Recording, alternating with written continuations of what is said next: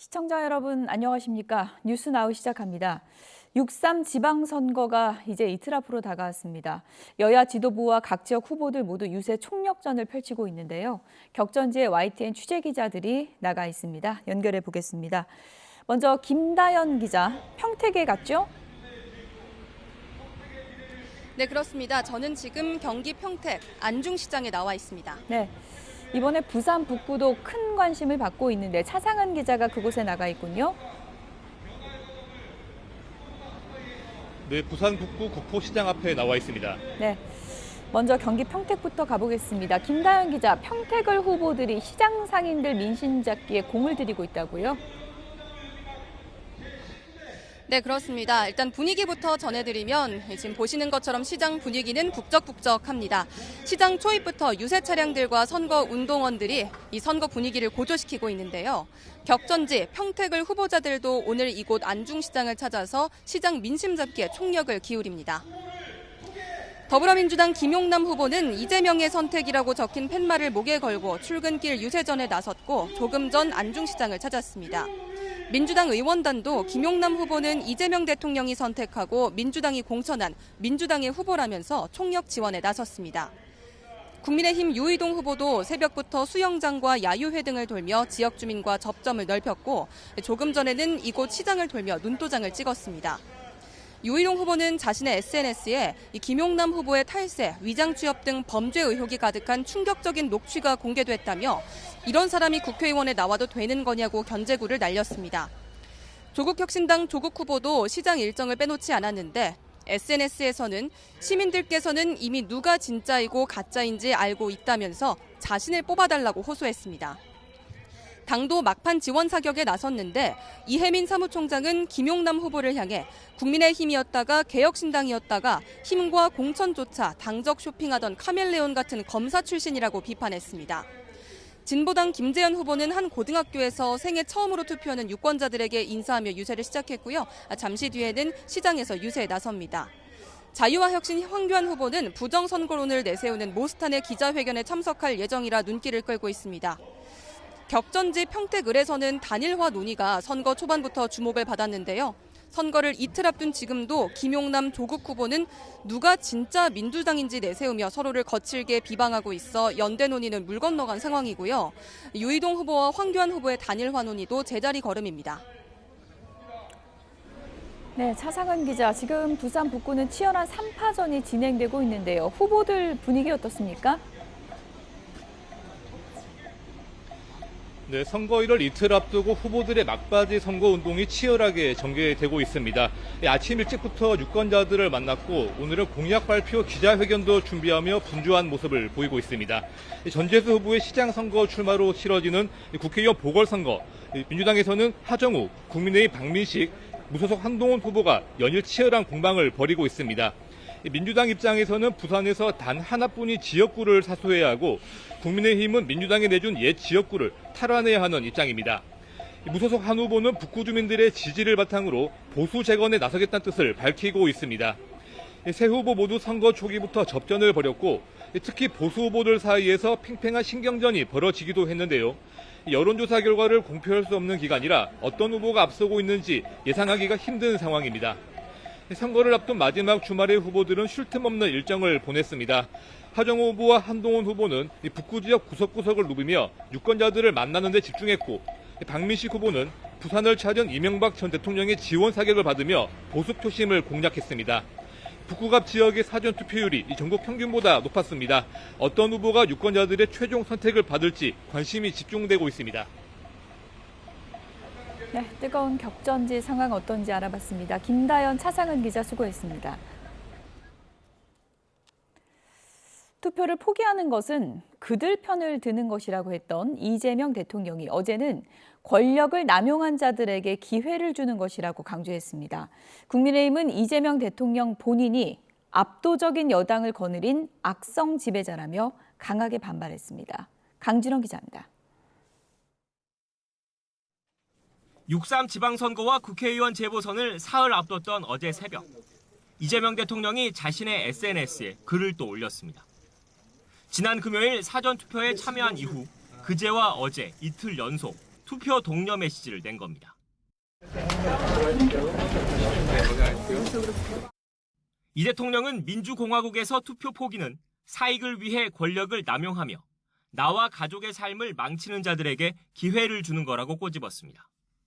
선출된 이들이 충직한 머슴이 될지 고통을 주는 악성 지배자가 될지는 주권자의 손에 달려있다며 소중한 한 표 행사를 당부했습니다.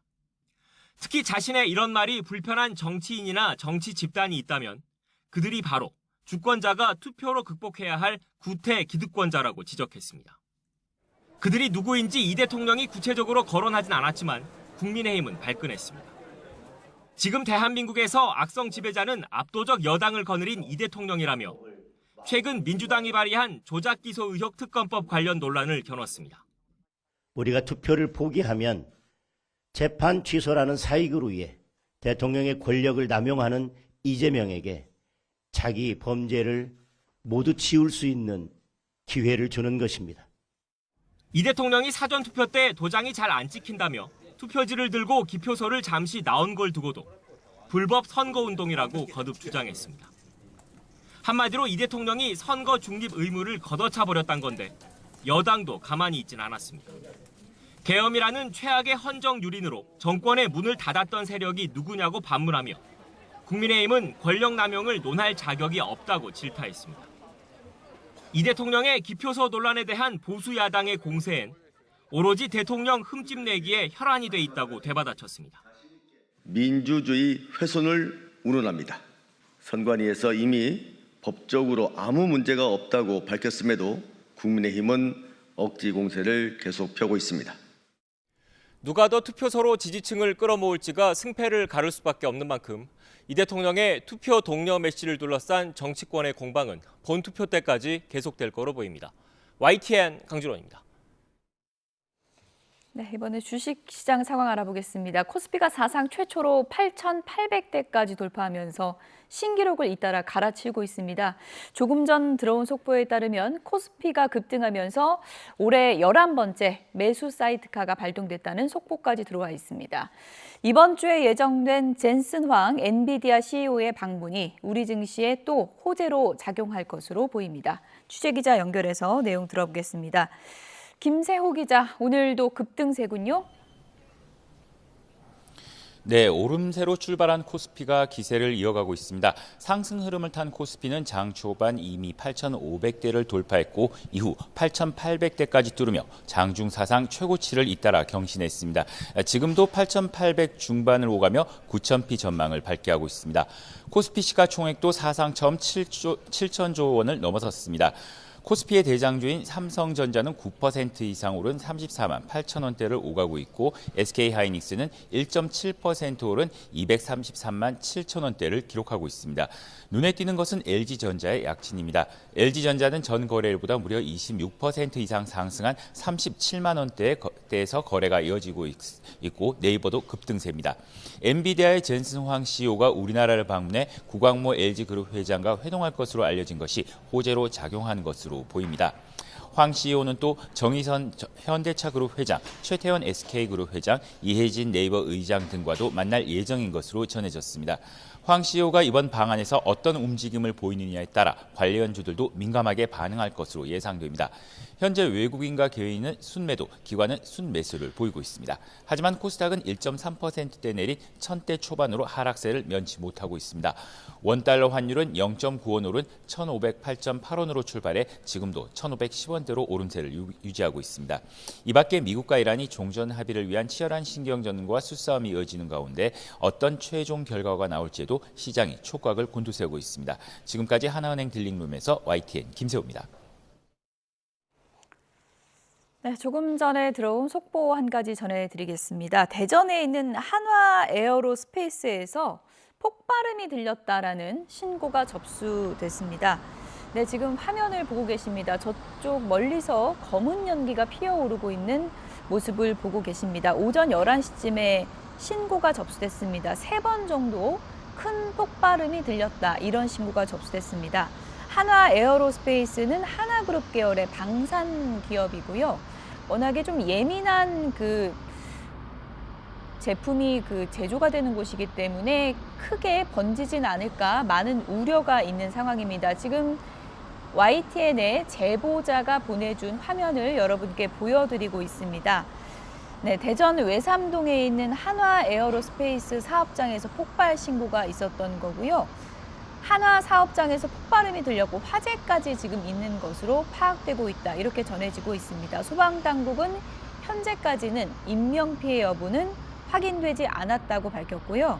YTN의 제보와 목격자에 따르면 큰 폭발음이 들렸고 현재는 지금 영상에서 보는 것보다는 연기는 좀 잦아들었다라고 밝혔습니다. 그리고 소방차, 구급차가 목격됐다. 그리고 폭발 초기에는 검은 연기가 치솟고 붉은 화염도 보였다라고 밝혔습니다. 지금 YTN의 제보자가 보내주신 화면을 여러분께 보여드리고 있습니다. 검은 연기가 치솟고 있는 그런 상황인데요. 제보자에 따르면 지금은 이 영상보다는 연기가 좀 잦아들었다고 하고요. 소방당국에서는 현재까지 인명피해 여부는 확인되지 않았다라고 밝혔습니다. 대전 한화 에어로스페이스에서 폭발 신고가 접수됐고 지금 연기가 치솟고 있는 화면 보여드리고 있습니다. 추가 내용이 확인되는 대로 다시 한번 전해드리겠습니다. 네, 지난달 우리나라 수출이 877억 달러로 역대 최대 월간 수출 기록을 2달 만에 또 갈아치웠습니다. 반도체 수출만 370억 달러가 넘어섰는데 올해 들어 5달 동안의 누적 흑자도 1,000억 달러를 돌파하면서 역대 연간 최대 흑자 기록을 이미 경신했습니다. 취재기자 연결해서 내용 들어보도록 하겠습니다. 네, 박기환 기자, 수출 실적이 또 역대 최대치를 경신했군요. 네, 그렇습니다. 5월 수출액이 877억 달러를 기록했습니다. 지난 3월에 역대 월간 최대 수출 기록을 2달 만에 갈아치웠습니다. 지난해 5월과 비교해 53.2% 늘어난 규모인데요. 이 수출 증가율은 1984년 이후 42년 만에 가장 컸습니다. 지난달은 지난해와 비교해 일하는 날, 그러니까 조업일 수가 하루 줄었습니다. 그럼에도 불구하고 하루 평균 수출액이 42억 8천만 달러로 사상 처음으로 40억 달러를 돌파했습니다. 이런 가운데 지난달 수입은 20% 넘게 증가한 608억 달러로 무역 수지는 269억 달러로 집계됐습니다. 1월에서 지난달까지 누적 흑자는 이미 1,019억 800만 달러로 1,000억 달러를 상회했는데요. 지난 2017년 연간 최대 흑자 기록인 952억 달러를 단 5달 만에 넘어섰습니다. 네, 이 같은 흑자 행진 역시 반도체 호조의 영향이 컸죠. 네, 그렇습니다. 역시 반도체가 압도적이었습니다. 지난달 반도체 수출은 372억 달러로 석 달 연속 300억 달러를 웃돌았습니다. 지난해 같은 달과 비교하면 169% 넘게 늘었는데요. 이 가운데 가격이 크게 오른 메모리 반도체 수출이 321억 달러를 차지했고 시스템 반도체 역시 45억 달러로 뒤를 이었습니다. 또 석유 제품 수출이 52억 5천만 달러로 전년 대비 46.6% 늘었고 석유 화학 제품 수출도 37억 달러로 11% 넘게 증가했습니다. 수출 물량 자체는 크게 줄었지만 수출 단가 인상 효과가 크게 작용한 것으로 분석되고 있습니다. 이와 함께 선박과 비철금속, 바이오헬스, 화장품, 농산물까지 20대 주력 수출 품목 가운데 12개 제품이 전년 대비 수출액 증가세를 이어갔습니다. 반면 중동발 물류 차질과 관세 여파로 자동차 수출은 58억 3천만 달러로 지난해보다 5.9% 줄었습니다. 또 철강과 일반 기계 수출도 같은 이유로 감소세를 피하지 못했습니다. 국가별로는 중국 수출이 반도체 수출 증가세에 힘입어서 189억 달러로 전년 대비 80.9% 증가했습니다. 지난달 미국 수출도 관세 직격탄을 맞은 자동차와 자동차 부품 수출이 부진했지만 반도체 수출이 크게 증가하면서 지난해보다 59% 넘게 늘어난 159억 7천만 달러로 나타났습니다. 지금까지 YTN 박견입니다. 스타벅스가 오늘부터 선불카드 잔액을 조건 없이 환불해주고 있습니다. 오는 14일까지 한도는 200만 원까지입니다. 취재기자 연결합니다. 이승은 기자, 자세한 소식 전해주시죠. 네, 스타벅스 코리아는 오늘부터 14일까지 2주 동안 선불카드 잔액 전액 환불을 진행합니다. 5.18 탱크데이 행사로 불매운동 소비자들의 환불 요구가 커진 데 따른 겁니다. 기존 스타벅스 선불카드는 신유형 상품권 표준약관 환불 기준을 준용해 액면가의 60% 이상을, 10,000원 이하는 80% 이상을 써야 잔액 환불이 가능했습니다. 하지만 소비자들의 불만에 이마트는 지난달 26일 정용진 신세계그룹 회장의 대국민 사과 직후 조건 없는 환불을 발표했습니다. 말이 아닌 행동으로 실질적인 변화를 만들어내서 국민 여러분의 신뢰를 다시 얻을 수 있도록 처음부터 다시 시작하겠습니다. 네, 환불은 모바일 앱과 오프라인 매장에서 진행됩니다. 선불 충전금은 모바일 앱에서 신청하면 7영업일 이내에 지정 계좌로 입금됩니다. 최대 200만 원까지 환불받을 수 있습니다. 스타벅스 선불 충전금 규모는 4천억 원대에 이릅니다. 앱에 등록되지 않은 무기명 실물 선불 카드는 매장에서 현금으로 되돌려받을 수 있습니다. 이번 파문으로 스타벅스 결제 금액은 지난 18일부터 일주일간 26% 감소한 것으로 추정됩니다. 사과를 끝이 아닌 시작으로 삼겠다는 정 회장의 말처럼 추가적인 신뢰 회복 조치가 나올지 관심입니다. 지금까지 YTN 이승은입니다.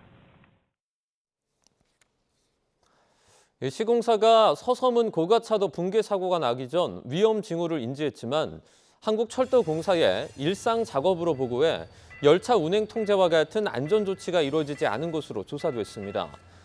더불어민주당 이현희 의원실이 확보한 철도 운행 안전 협의서 자료를 보면 시공사 측은 붕괴 사고가 발생한 지난달 26일 오전 8시 18분 서울역을 찾아 한국철도공사와 협의를 진행했습니다.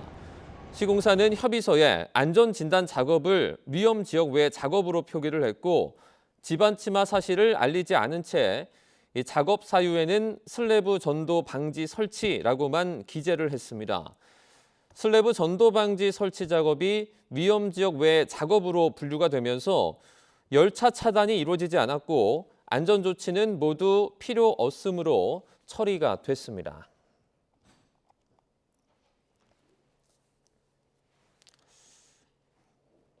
네, 조금 전에 들어온 속보 하나 전해드리도록 하겠습니다. 앞서 저희가 속보로 한번 전해드렸던 바로 대전의 한화 에어로스페이스에서 발생한 폭발 사고 관련된 내용인데요. 저희가 이제 조금 전에 들어온 속보에 의하면 환자가 지금 발생해서 환자를 현재 그 관련된 병원으로 이송 중이다라는 속보가 전해졌습니다. 다시 한번 전해드리겠습니다. 앞서 전해드렸던 이 속보 관련 내용인데요. 인명피해가 발생한 것으로 보입니다. 환자가 이제 발생해서 현재 이송 중이고 정확히 몇 명이 이송되고 있는지 부분은 아직까지는 파악이 되지 않고 있는 상황입니다. 오전 11시쯤에 신고가 접수가 됐고요. 3번 정도의 큰 폭발음이 들렸습니다.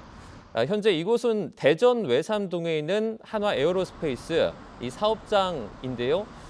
한화 사업장이 이제 폭발음이 발생을 했고 이제 화재가 발생해서 조금 전에 제보자가 전해주신 바로 그 화면을 저희가 보여드리고 있습니다.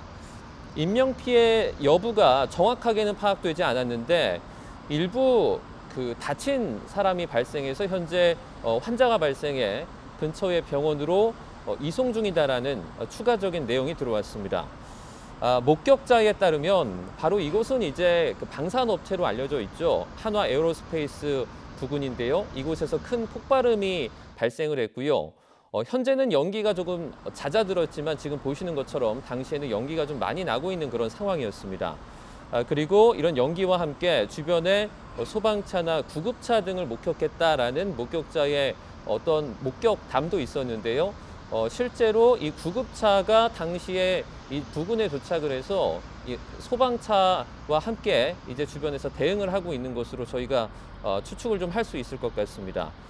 폭발 초기에는 검은 연기가 치솟았고요. 붉은 화염도 일단 목격이 됐었는데 이 목격자에 따르면 현재는 이와 관련한 어떤 연기 같은 부분은 조금 잦아든 것으로 보입니다.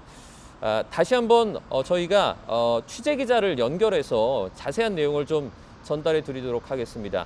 자, 김진두 기자, 자세한 내용 전해 주시죠. 네, 폭발 신고가 접수된 것은 오늘 오전 10시 59분쯤입니다. 폭발 장소는 대전 외삼동 한화 에어로스페이스 대전 사업장인데요. 폭발 이후에 화재가 발생한 것으로 보입니다. 그래서 11시 18분쯤에는 화재에 대한 대응 1단계가 발령이 됐고 11시 20분쯤에는 유성구 긴급구조통제단이 가동됐습니다. 인명피해도 발생한 것으로 보이는데 현재 환자가 이송 중인 것으로 알려졌습니다. 하지만 정확한 인원이 파악이 안 되고 있는 상황입니다. 이 시설은 보안 시설이라서 정문에서 진입이 거의 불가능한 상태라서 취재가 원활하지는 않습니다. 하지만 YTN 제보를 해주신 분에 따르면은 폭발음이 한 3차례 정도가 발생을 했고 폭발 이후에 검은 연기가 치솟으면서 화재로 이어진 것으로 보인다고 전해왔습니다. 다시 한번 알려드리겠습니다. 오늘 오전 10시 59분쯤 대전 외삼동 하나 에어로스페이스 대전 사업장에서 폭발로 인한 화재가 발생했습니다. 현재 인명피해가 발생한 것으로 알려졌는데 환자가 이송 중인 것으로 전해졌습니다. 하지만 정확한 인원은 파악이 안 되고 있습니다. 소방은 11시 28분 대응 1단계를 발령했고 11시 20분쯤에는 유성구 긴급구조 통제단을 가동하고 있는 상태입니다. 정확한 사실이 더 확인되는 대로 전해드리겠습니다. 지금까지 YTN 김진두입니다. 네, 다음 소식입니다. 카카오 노조가 오는 10일 4시간 부분 파업에 나서겠다고 밝혔습니다. 전국 화학섬유 식품산업 노동조합 카카오지회는 입장문을 내고 핵심 요구는 지속적인 경영 실패로 인한 매각, 분사와 그리고 구조조정을 멈추고 고용 안정을 확보하는 것이라고 강조했습니다. 이어서 오는 10일 4시간 부분 파업과 판교 집회를 집행한 뒤에 추후에 교섭 상황에 따라서 파업 수위를 강화할 예정이라고 덧붙였습니다. 이에 대해서 카카오 관계자는 당사는 수많은 이용자의 일상을 연결하고 소상공인과 파트너들의 비즈니스를 지원하는 플랫폼 기업이라며 필요한 대응 체계를 갖추고 안정적인 서비스 운영에 최선을 다하겠다고 밝혔습니다. 식품의약품안전처는 식품 제조 가공업 등록 없이 일명 두바이 쫀득 쿠키와 상하이 버터떡을 만들어서 유통한 혐의로 관련자 4명과 커피 프랜차이즈 법인을 적발했습니다. 무등록자가 만든 두바이 쫀득 쿠키는 약 7만 개로 이 가운데 5만 5천 개가 과자 제조업자에게 팔려 등록업체가 제조한 것처럼 유통됐습니다. 또 버터떡의 경우 1만 개가량이 불법 제조됐으며 커피 프랜차이즈 대표를 통해서 가맹점 8곳에 공급된 것으로 조사됐습니다. 도널드 트럼프 미국 행정부는 종전을 위해선 호르무즈 해협 개방과 농축 우라늄 확보, 핵보유 금지 등 3대 조건이 충족돼야 한다고 강조했습니다. 이란도 수정안을 제시하겠다며 동시에 협상 결렬도 대비하고 있다고 밝혔습니다. 워싱턴에서 홍상희 특파원입니다. 스콧 베선트 미 재무장관은 앞서 제시했던 미국의 레드라인을 다시 강조했습니다. 트럼프 대통령이 이란에 추가 양보를 요구한 가운데 미국의 3대 조건이 충족돼야 임무가 완수되는 거라고 밝혔습니다. Iran has to turn over their highly enriched uranium. They cannot pursue a nuclear weapon. And the Strait of Hormuz has to free transit. 이어 이란이 47년 만에 핵무기를 보유하지 않겠다는 논의에 나서게 된 건 트럼프 대통령 덕분이라며 공을 치켜 세웠습니다. 또 이란이 전쟁 초반 중동 국가 내 미군 기지 등을 공격한 건 큰 실수였다며 결국 미국의 중동 동맹국들이 이란 정권의 계좌 동결에 협조하게 됐다고 평가했습니다. 케빈 애시 백악관 국가경제위원회 위원장도 이란의 경제적 상황이 심각하다며 트럼프 대통령의 조건을 받아들이도록 압박이 가해지고 있다고 주장했습니다. 이란도 새로운 수정안 준비에 나섰습니다. 이란 타스님 통신은 트럼프가 수정안을 제시했다고 해서 이란이 수용한다는 건 아니라며 이란이 동의할 수 있는지가 관건이라고 밝혔습니다. گفتگوها و تبادل پیام به قول شما در جریان هست تا وقتی به نتیجه مشخصی نرسه نمیشه در موردش قضاوت کرد همه آنچه که گفته میشه الان کمان زنی هایی که صورت میگیره به نظر من بهش کن اهمیت نباید داده بشه تا وقتی که به قطعیت 미국과 이란은 각자의 요구를 구체화한 종전 수정안으로 다시 힘겨루기에 나설 전망입니다. 이란은 미국과 마찬가지로 협상 결렬 가능성에도 철저히 대비하고 있다고 강조했습니다. 워싱턴에서 YTN 홍상입니다. 네, 오늘 주가가 급등하면서 매수 사이드카가 발동됐다 이런 속보도 앞서 전해드렸는데요. 주가가 급등한 삼성전자 시가총액이 2천조 원을 처음으로 돌파했다는 속보가 들어왔습니다. 코스피가 훈풍을 타면서 오늘 급등세에 매수 사이드카까지 발동이 된 상황이고 삼성전자는 시가총액이 2천조 원을 처음으로 돌파했다는 속보까지 들어왔습니다. 추가 소식은 이어지는 뉴스에서 전해드리겠습니다.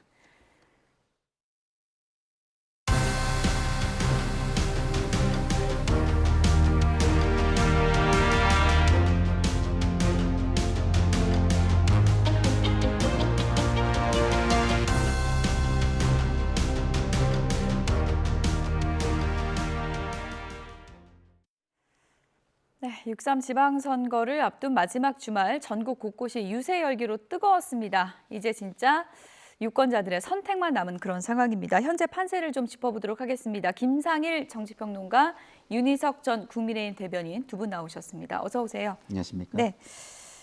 사전 투표율 어떻게 될까 궁금했었는데 23.51% 역대 지방선거 기준 최고치라 그러는데 네. 이 수치로 여야 유불리를 따져볼 수 있습니까? 여야 유불리를 사실은 일반화시켜서 따지긴 어려운데 네. 이번 선거에서는 진보 지정이 유리할 것이다라고 저는 개인적으로 보고 있고요. 그러면 왜 선거 투표율이 올라가느냐, 사전 선거 투표율이 올라가느냐, 이건 한 세 가지 영향 정도가 있는 것 같아요. 하나는 이게 선거가 막판으로 가면 원래 결집이 되거든요. 근데 지금 결집 현상이 양쪽 다 굉장히 크게 나타나고 있다라고 생각이 들고, 두 번째는 이 사전선거 제도 자체가 이제 일반 유권자들한테 굉장히 알려져 있고 익숙하고, 그다음에 선거의 편의가 굉장히 올라갔다. 옛날에 비해서 훨씬 편해지고 많이 알려졌다. 이런 게 있는 것 같고, 세 번째는 굉장히 현실적인 건데, 선거 당일날 나의 스케줄을 조정하기가 굉장히 좋다. 이런 세 가지 정도의 의미가 있는 것 같아요. 미리 해놓으면 당일에 어디 갈 수 있다. 그렇죠. 굉장히 쓰기가 편하잖아요. 하루 전에 어딜 출발할 수도 있고 뭐 이런 것들이 되니까 그런 부분이 다 동시에 작동한 것 같고요. 제가 이제 서두에 진보정에 좀 유리하다라고 제가 말씀드린 건, 아무래도 중도 분들이 많이 나온다는 것은 집단지성으로 많이 귀결이 된다는 것이기 때문에 이번에는 내란청산 종식을 하고 그 다음에 이슈들, 그 다음에 심판할 것들은 그 다음에 또 심판을 하자, 이런 생각을 하실 분들이 저는 많을 것이다, 이렇게 생각합니다. 네, 사전 투표율이 23.51% 정도면 나중에 최종 투표는 어느 정도 될까요? 개인적으로 어떻게 예상하세요? 글쎄요, 이거는 말씀하셨듯이 사전 투표 제도가 이제 정착이 돼서 선거일 여러 개 중에 내가 편한 쪽으로 가겠다는 걸로 해석하는 게 맞을 듯해요. 그러니까 꼭 보수 진영에 불리한 건 아니다, 높다고 해서. 그렇죠. 그럼 예를 들어 첫날은 얼마고 둘째 날은 얼마냐, 이런 식으로까지 분석이 들어가야 됩니다. 그리고 예를 들어 보수 지지자들 중에 사전 투표를 좀 꺼려하는 분이 많다고 하면 본 투표는 그럼 몇 명이냐, 여기까지 본 다음에 나중에 얘기를 해야 된다는 상황이기 때문에 사전 투표율이 높고 낮음에 따라서 어느 쪽이 유리하다 불리하다 말씀드리기에는 논리적으로 좀 근거가 부족할 수가 있다. 대신에 투표율이 높으면 투표 의향이 높은 거니까 관심이 많구나, 유권자가. 이 정도는 판단할 수 있겠죠. 근데 그 관심이 정말로 뭐 여당을 지원하기 위한 관심이냐, 야당을 도와주기 위한 관심이냐, 또 지역별로 다를 거 아닙니까? 그런 차원에서는 분석이 가능하다고 봅니다. 네. 어쨌든 양 진영이 지금 뭐 결집하고 있는 이런 상황에서 이재명 대통령이 이런 글을 올렸습니다. 투표 포기는 그들을 편드는 것이다. 여기서 그들이 누구냐, 이런 해석이 분분한 것 같은데요. 어떻게 보십니까? 이게 뭐 대통령의 말씀은 아니잖아요. 이제 그 유명한 말을 이제 인용하신 거니까 일반적으로 정치적인 상대편을 뭐 의미한다라고 일반인들은 생각을 하겠죠. 저 밑에 어제 그 글은 어떻게 보십니까? 정치 무관심의 대가는 최악의 저질들에게 지배당하는 것이다. 그러니까 저게 다 이제 이 유명한 말들을 인용하신 것인데, 어디서 좀 인용한 말들입니까? 네네네, 말들이기 때문에 그런 건데, 이제 저는 이렇게 생각을 해요. 저 굉장히 전략적으로 지금 활용하신 것이다, 이런 생각이 들어요. 그래서 저거를 국민의힘이 물고 들어오면은 국민의힘은 이재명 대통령 선거를 치러야 되는 거예요, 지방선거에서. 그동안은 당의 당대표나 이런 분들이 대통령 중심 이슈보다 본인들이 다른 이슈들을 많이 만들어 놓고 다닌 부분이 있거든요. 근데 이거를 대통령 중심 이슈로 모두 쓸어오면 대통령 지지율을 중심으로 또 줄투표가 일어날 수 있는 양상이 되는 겁니다. 김상일 평론가님 보시기엔 이거 비판하면은 말려드는 것이다. 말려드는 거가 결과적으로 될 가능성이 저는 높다고 개인적으로 판단을 해요. 그래서 대통령이면 현실 정치를 생각하지 않을 수가 없고 국정 동력 확보를 위해서 어느 정도 법이 허용하는 한 거기에 영향을 주고 싶어 하는 것이 저는 너무나 당연하다고 생각하는데요. 근데 어쨌든 그럼에도 불구하고 이게 좋은 선례가 남는 개입을 하는 게 좋은데, 지금은 역대 대통령들이 전부 다 이 선상을 아슬아슬하게 이렇게 좀 밟는 그런 걸 하고 있어가지고 예. 좀 이런 논의를 조금 더 공론의 장에서 했으면 좋겠다 이런 생각도 듭니다. 국민의힘이 이재명 대통령은 악성 지배자다 발끈했는데 뭐 김상인 평론가님 분석대로 말려든 겁니까? 어떻게 보십니까? 뭐 말려들기보다는 당연히 그렇게 반응을 할 수밖에 없죠. 대통령이 이렇게 선거 관련해서 선을 넘지 않는 그러한 한도 내에서 의사표시 할 수는 있는데 이 정도면 제가 볼 때는 지금 우리가 얘기하는 것조차 대통령께서 너무 한 것이 아니냐라는 얘기가 나오니까 이런 얘기 하는 거다 저는 이렇게 보는데, 자, 투표 포기는 그들을 편드는 것이다. 그럼 그들이 누구냐? 이 얘기를 이제 안 할 수가 없는 거죠. 뭐 대통령이 모두의 대통령이라고 말씀하셨는데 예. 과연 그 말씀에 맞는 발언이냐 말씀드릴 수밖에 없고, 정치 무관심의 대가가 최악의 저질들에게 지배당하는 것, 플라톤 여기까지 나왔잖아요. 한 2500년 전 분 아닙니까? 이분이 이 얘기를 한 건요, 자신의 스승 소크라테스가 정치적 선동에 따라서 독배를 마실 수밖에 없었던 상황을 보고 한 얘기예요. 그럼 이 대통령이 과연 이분의 말씀이 옳은데 플라톤의 말에 따른 그러한 어떤 경구를 새기면서 정치하고 계시냐? 저는 그런 거에 대해서 또 지적할 부분이 있다고 봐요. 정치적 선동이라는 측면에서 볼 때 최근에 있었던 스타벅스 사태에 있어서 대통령이 개입한 것은 어디에 해당되느냐? 이 질문에 대한 답도 스스로 하셨으면 좋겠습니다. 예. 어쨌든 막판으로 갈수록 지금 여야 모두 격전지 유세에 집중하고 있는 그런 상황이고요. 뜻밖의 민주당의 격전지가 된 곳은 바로 전북지사 선거죠.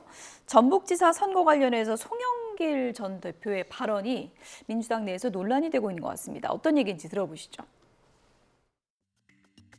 당 대표께서 자기가 전략 공천을 했고 본인이 후원회장까지 맡았던 이 후보를 이렇게 당이 방치하고 전라북도에 신경 쓴다는 것은 나는 모순이다. 지금은 당력을 전라북도에 지금 다 끌어다가 할 게 아니라 평택에 집중해서 이겨야죠. 그건 도민들이 평가하는 거예요. 그 국민의힘으로 가는 것도 아니잖아요. 지금 누가 돼도 우리 이재명 대통령 함께할 사람들, 김관영도 이재명 대통령이 선택한 사람입니다. 송영길 전 대표가 지금 후보죠. 연수가 후보가 그동안 당을 떠나 있어서 당 돌아가는 사정을 잘 모르시는 것 같습니다. 그렇기 때문에 그런 말씀을 하실 때는 저간의 사정들을 좀 확인하고 말씀을 했으면 좋았겠다 싶습니다. 자꾸 복당 운운하는데 9월에 복당하겠다. 이거는 아닌 밤중에 홍두깨도 아니고 아닌 밤중에 넋두리입니다. 이거는 복당은 결단코 없습니다. 불법적 현금 살포로 징계 제명된 사람을 그 어떤 당대표라도 복당시키는 은전을 베풀 수 없습니다. 더욱이 김관영 후보는 초범도 아니지 않습니까? 네, 정청래 대표가 그렇게 공을 들이는 지역이 지금 전북 지역인데 김관영도 무소속 후보인데 민주당 사람이다. 송영길 전 대표 발언 어떤 의도가 있는 겁니까? 그러니까 이제 곧 이어질 8월 전당대회 있잖아요. 그걸 염두에 둔 발언으로 느껴질 수밖에 없는 그런 말입니다. 그런데 당 지도부 입장에서는 뭐 이게 지금 국민의힘이었으면은 제명했겠죠. 근데 이제 어쨌든 민주당이니까 느껴지는 바를 이렇게 얘기하신 것 같은데, 어쨌든 선거 와중에 적절하냐라는 논란은 송영길 전 대표의 위상을 생각할 때 적절성 논란은 있을 수밖에 없겠다, 이런 생각은 좀 들고요. 어쨌든 당 지도부도 전북 선거를 지금 여기까지 와 있는 상태에서 계속 김관영 후보는 뭐 우리 당 사람이 아니다, 이걸로만 캠페인이 가능할까, 그 부분도 전략적으로 한번 좀 고민을 해봐야 되지 않을까라는 생각이 좀 듭니다. 네, 말씀하시는 중에 저희가 잠시 속보를 좀 전해드려야 될 것 같습니다. 오늘 앞서 저희가 대전에서 일어난 하나 에어로스페이스 폭발 사고 관련해서 속보 계속 전해드리고 있는데요. 관련해서 이재명 대통령이 오늘 대전에 위치한 공장 연구실에서 발생한 폭발 사고를 보고받고 인명구조와 사고 수습에 가용한 자원을 총동원해서 대처해달라, 이렇게 지시를 했다는 속보가 들어왔습니다. 또 사고 원인을 철저하게 조사하고 추후 재발 방지 대책도 마련할 것을 지시했습니다. 앞서 취재기자도 연결해서 현장 상황을 전해드렸고요. 환자가 이송됐다, 인명피해가 있다, 이런 내용을 이제 전해졌는데요. 더불어민주당의 정청래 당대표도 이번 사고와 관련해서 입장을 냈습니다. 이번 사고와 관련해서 지금 지방선거를 이틀 앞둔 상황이긴 하지만 더불어민주당 후보와 캠프에 로고송 사용과 율동 금지를 긴급 지시했다. 이런 속보가 들어왔습니다. 다시 한번 전해드리겠습니다. 지금 제보자가 YTN에 보내준 화면을 계속 보여드리고 있고요. 검은 연기가 피어오르고 있는 화면 보이시죠? 세 차례 폭발음이 들렸고 화재로 이어졌다. 이렇게 앞서 소식을 전해드렸고요. 이재명 대통령이 대전 폭발 사고와 관련해서 가용 자원을 총동원해라 이렇게 지시를 했고 정청래 민주당 대표는 캠프에 로고송 사용이나 율동 금지를 긴급 지시했다. 이런 속보까지 전해졌습니다. 현장 상황은 저희가 추가로 속보가 전해지면 계속해서 전해드리도록 하겠고요. 윤희석 전 대변인님, 좀 다른 얘기긴 하지만 관련 속보가 좀 들어와서 또 선거 이틀 전에 이런 일이 또 일어나서 네. 최근에 안전사고도 좀 있었고요. 네. 율동이나 이런 걸 좀 금지하자 정청래 대표 입장이 나왔는데 네. 국민의힘도 관련해서는 같은 지시가 나오겠죠. 예, 바로 그렇게 입장이 나와야 한다고 저는 생각합니다. 선거도 중요한데 결국은 선거라는 것도 국민과 나라 전체를 위해서 하는 행위이니만큼 지금 국가적으로 굉장히 위중한 사고가 난 상황에서는 너무 그 선거에만 집중하지 않고 뭔가 좀 자제하는 모습도 충분히 필요하다고 저는 생각을 합니다. 네. 이런 사고 있을 때마다 저희가 선거 앞두고 각 당의 이제 선거 전략 이런 걸 얘기하고 있긴 하지만 네. 이재명 대통령도 가용 자원을 총동원해달라. 그리고 사고 원인을 철저히 조사하고 재발 방지책을 마련해달라. 이렇게 지시를 했습니다. 여야 없이 이 부분에 대해서는 상당히 좀 힘을 모아야 되겠죠. 국가가 있는 이유가 예. 국민의 생명, 재산을 지키기 위한 것이죠. 근데 요새 사회 구조 자체가 발전을 위주로 너무 빠르게 발전을 하다 보니까 그거에 따라가는 대응 시스템이 보안 시스템이 잘 갖춰지지 않는 경우가 많습니다. AI 같은 경우도 마찬가지예요. AI 발전은 빠르지만 AI가 적으로 돌아섰을 때 그걸 어떻게 할 것인가 이런 것들에 대해서는 그만큼의 자원을 거기에 투여하지 않고 있거든요. 예. 그렇기 때문에 안전 문제나 보안 문제는 시대가 발전해 가면 갈수록 훨씬 커질 것입니다. 그렇기 때문에 이런 사고가 있을 때 그런 부분에 대해서 다시 한번 돌아볼 필요가 있고요.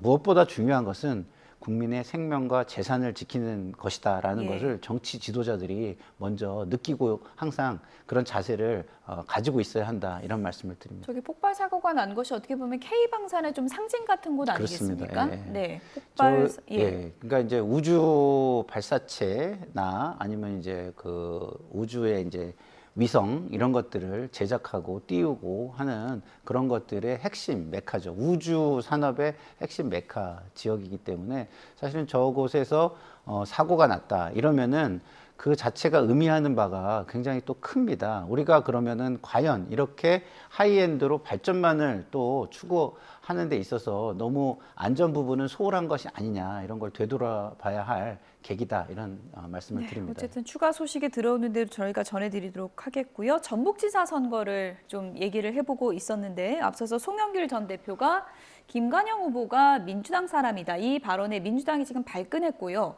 조승래 사무총장은 송영길 전 대표가 당을 오래 떠나 있어서 잘 모르는 것 같은데 민주당 사람일 수가 없다라면서 발끈했어요. 좀 센 발언들이 왔다 갔다 하는 느낌입니다. 예. 송영길 전 대표는 지금 인천 연수갑의 재보궐선거 후보잖아요. 근데 지금 두 가지 선거를 뛰는 느낌이에요.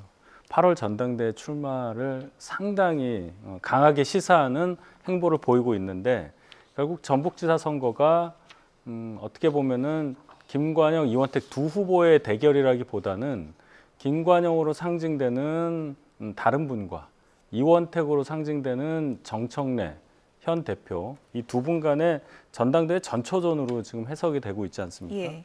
그러니까 전북 선거에 관한 발언을 송영길 전 대표가 하시는 거 아니냐. 그렇다면 결론은 8월 전당대회 이분이 출마할 가능성이 높고 그러기 위해서 미리 선거전에 임하는 어떤 상황을 만들고자 하는 의도라고 저는 생각을 해요. 결국 이제 민주당이 지금 국회 상황도 너무나 좋고 의석도 많으니까요. 정권도 민주당 정권이 이제 들어온 지 1년 정도 되고 이런 여러 가지 좋은 상황이긴 하지만 또 많은 이제 권력을 갖고 있는데 반해서 그 내부에서 좀 정치적 방향이, 전략적 방향이 다른 분들의 무리로 이렇게 좀 나눠진다는 느낌을 충분히 갖지 않습니까? 그 갈등을 처음에 이렇게 많이 눌렀다는 느낌은 드는데 정권 출범 이후로 쭉 오는 과정에서 정청 대표를 중심으로 해서 이 갈등을 제어하지 않고 자꾸 이렇게 불거지게 하는 행위들이 있었어요. 이걸 더 이상 막을 수 있겠느냐.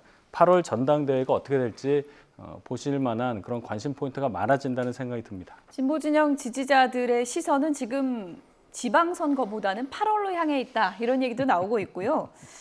김민석 총리가 6월 중에 사임할 것이다. 오늘 언론 보도도 나왔어요. 뭐 환송 만찬을 한다. 이런 구체적인 내용까지 언론을 통해서 흘러나왔는데 김민석 총리도 그러면 8월로 시선이 향해 있는 겁니까? 어떻게 봐야 됩니까? 제 개인적인 뭐 정보와 판단에 의하면 예. 송영길 전 대표보다는 김민석 총리가 차기 당대표에 출마할 가능성이 좀 높아 보인다. 예. 개인적으로 그렇게 생각을 합니다. 아까 송영길 전 대표는 그럼 왜 얘기를 했냐? 그거는 그쪽 개파 쪽에서 지금의 어떤 분위기가 그렇게 달아올랐다. 예. 이것을 반증하는 것이다라는 게 이제 제 개인적인 판단이고요. 김민석 총리가 지금 그런 이야기가 나오는 것은 관리를 좀 잘못하고 있는 겁니다. 예, 지금 그런 식의 만약에 소리가 나오게 하면은요, 출마를 못할 수도 있어요. 그러면 송영길 대표 전 대표가 나가는 상황이 올 수도 있다. 그렇기 때문에 지금 현재는 총리로서의 모습에 어쨌든 최선을 다하는 모습, 보안을 유지해야 된다. 뭐 보안 유지도 유지고 어쨌든 그 최선을 다해서 성과를 내고 나오는 모습을 보이는 것이 굉장히 중요하다 이런 생각이 듭니다. 김민석 총리가 직접 밝힌 건 아니고 언론 보도가 그냥 나온 거거든요. 이게 흘러나온 게 일부러 흘린 거다 뭐 이런 또 시각도 있더라고요.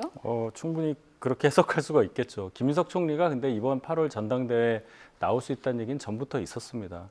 이재명 대통령 입장에서 물론 뭐 명시적으로 말하지는 않았지만 다음 당 대표까지 여당의 대표인데 본인과 생각이 좀 다르게 보이는 분이 당선이 되면은 국정 운영에 굉장히 차질을 빚는다는 인식을 주변 분들이 많이 갖고 계신 게 사실이지 않습니까? 그렇다면 가장 믿을 수 있고 가깝다고 볼 수 있는 김민석 총리가 당대표 선거에 출마하는 것이 맞을 것이고 그런 차원에서 조금씩 준비를 해야죠. 제 생각에는 사퇴 시점이 좀 늦을 수밖에 없었던 상황이 있지 않습니까? 미국과 이란이 전쟁을 벌임으로써 한 3월 정도에 사퇴하고 당에 가서 좀 뭔가 일을 하고 싶어 했을 텐데 총리가 그 자리를 비울 수 없었을 테니 그 사태가 좀 잠잠해진 지금 이 시점 선거 끝나고 나서 바로 직을 물러나시는 게 아마 그쪽에서 보는 전략적 포인트가 아닐까 이렇게 생각합니다.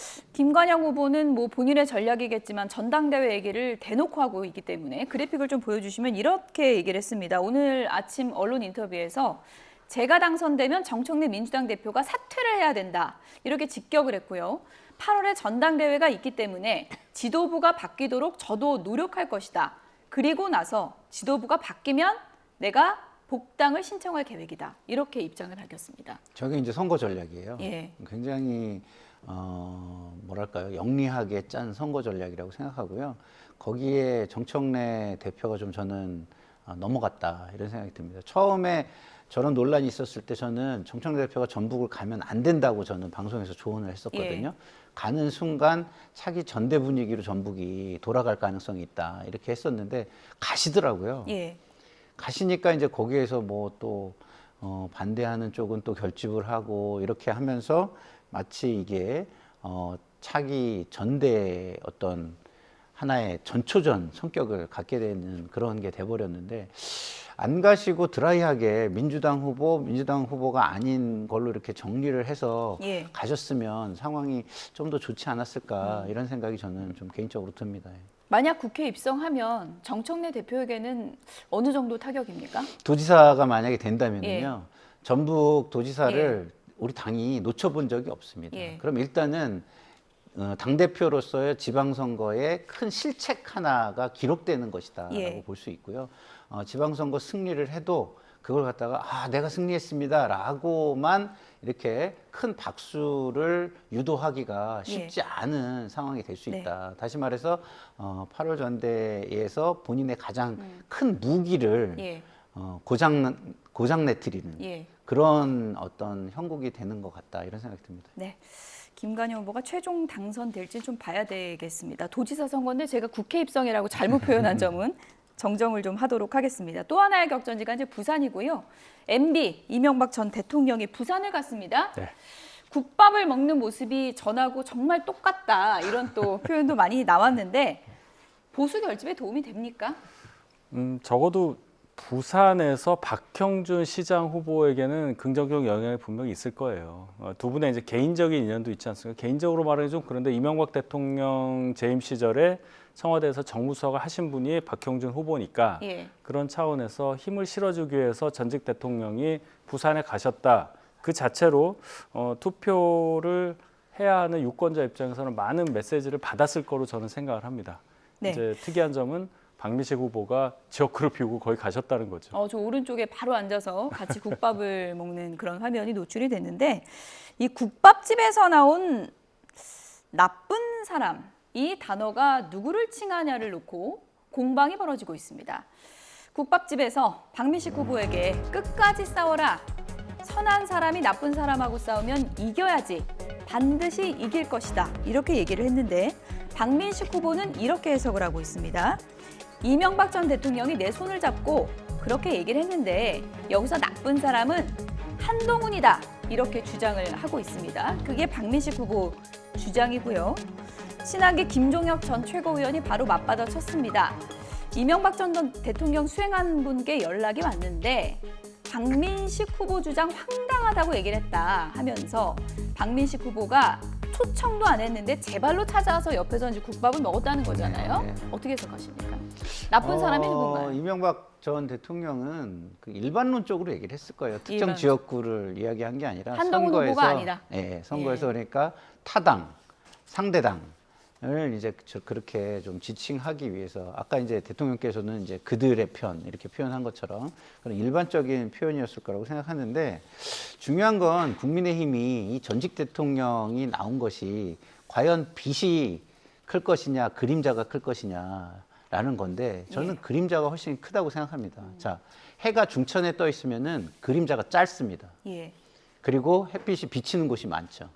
근데 지는 해는 어떤가요?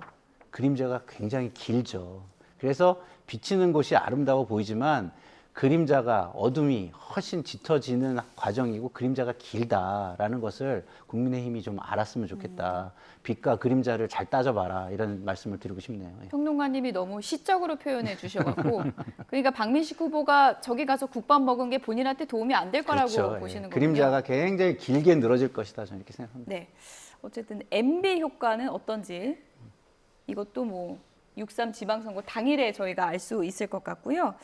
부산 북구갑, 부산 중에서도 북구갑 선거가 굉장히 지금 뜨거운데 네거티브 과열전도 지금 치열해지고 있습니다.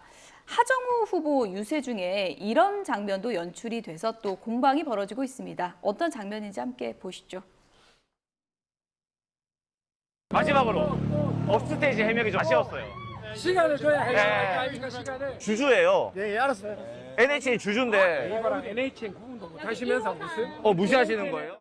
제가 박민식 후보와 하정우 후보에게 참 측은해서 드리고 싶은 말씀이 있습니다. 세상에 진짜 못난 정치가 뭔지 아십니까?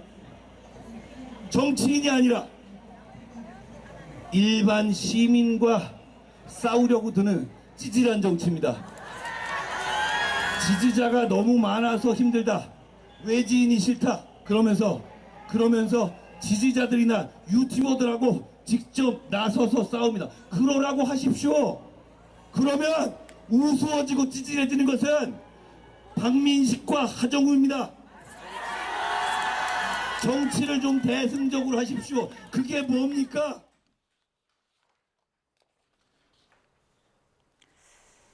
네. 조금 전에 들어온 속보 전해드리도록 하겠습니다. 네, 대전공장 폭발 사고와 관련해서 조금 전에 이재명 대통령이 최선을 다해서 지원을 해달라, 총력 대응해달라 이런 얘기를 밝혔고요. 지금 송원석 원내대표도 지금 속보를 전해왔습니다. 국민의힘 송원석 원내대표도 이번 사고와 관련해서 피해를 최소화하기 위해서 적극적 대응을 해달라 이런 입장을 밝혔고요. 후보와 캠프에서 상식에 어긋나는 언행 등 이런 것들을 극도로 유의해달라 입장을 밝혔습니다. 앞서 정청래 대표도 캠프에 이런 지시를 하달을 했고요. 지금 송원석 국민의힘 원내대표도 마찬가지로 후보와 캠프가 이런 사고가 발생한 상황이기 때문에 선거 이틀 전이지만 상식에 어긋나는 언행을 극도로 유의해달라 이런 입장을 밝혔습니다. 앞서 윤희석 대변인께서도 국민의힘도 마찬가지로 이런 입장을 내야 한다라고 하셨는데 이런 입장이 들어왔다는 걸 말씀드리겠고요. 앞서 저희가 보여드린 부산 북구갑의 하정우 후보 영상과 관련해서 질문을 좀 드려야 될 것 같습니다. 어찌됐든 이 유튜버가 하정우 후보에게 질문을 한 유튜버가 북구갑의 유권자는 아니지만 하정우 후보가 이렇게 대응한 것에 대해서는 좀 후보로서는 좀 자제해야 되지 않나 이런 또 시선도 있는 것 같고요. 어떻게 보십니까? 그렇죠. 이제 그 유튜버가 하정우 후보가 듣기에 좀 불편할 질문을 했을 수가 있어요. 결국 이제 주식 관련한 업스테이지 주식 관련한 얘기를 하면서 네이버 때 그러면 어떻게 됐느냐? 나는 네이버 주주다. 뭐 이런 얘기를 한 건데 예. 하정우 후보가 거기에 대해서 아무리 불편하더라도 그런 감정을 드러내는 것은 전혀 도움이 안 된다고 생각을 합니다. 그것은 본인이 더 잘 알 텐데 선거 전이 이제 뜨거워지니까 아마도 그것을 좀 자제하는 그런 상황을 스스로 만들지 못했던 측면이 있어서 아마 주변에서 많이 얘기를 했을 거예요. 지금도 보시면 옆에 분이 말리잖아요. 예. 이게 결코 좋지 않다고 보기 때문에 그래서 이제 선거가 중요한 건 맞지만 후보 입장에서는 그래도 보여지는 것 자체가 정치 행위이기 때문에 예. 그 점도 염두에 두시고 남은 시간 선거운동 하실 것을 기대합니다. 지금 북구갑이 사전투표율도 상당히 높고 굉장히 선거가 막판으로 갈수록 과열되기 때문에 이런저런 일이 벌어지고 있는데 하정우 후보가 외지인들 자꾸 와가지고 선거판 흐리고 있다 이런 불만을 여러 번 토로했잖아요.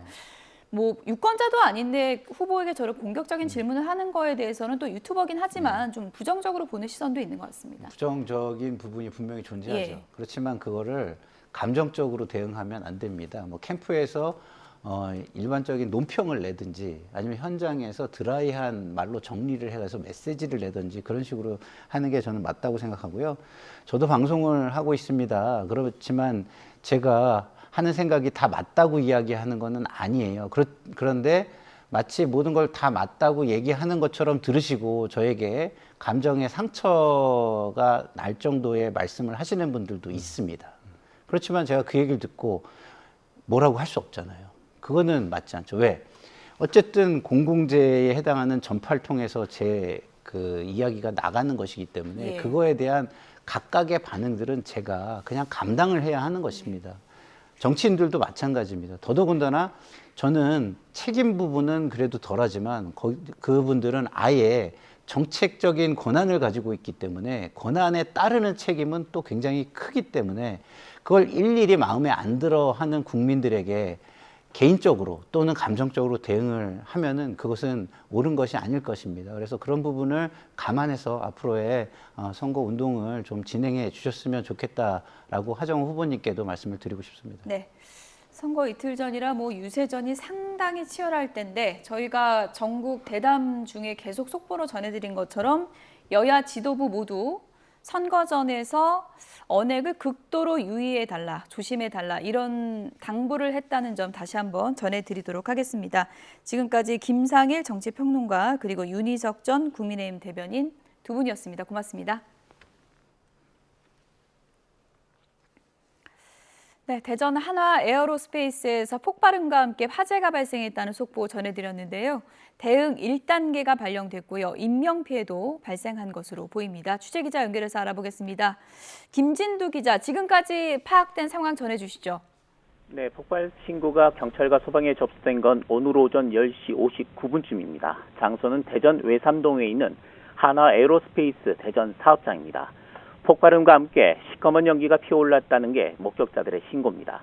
YTN에 들어온 제보에 따르면 폭발음 총 3차례 정도가 들렸고 이후 검은 연기가 피어올랐지만 지금은 연기가 많이 약해진 상태라고 합니다.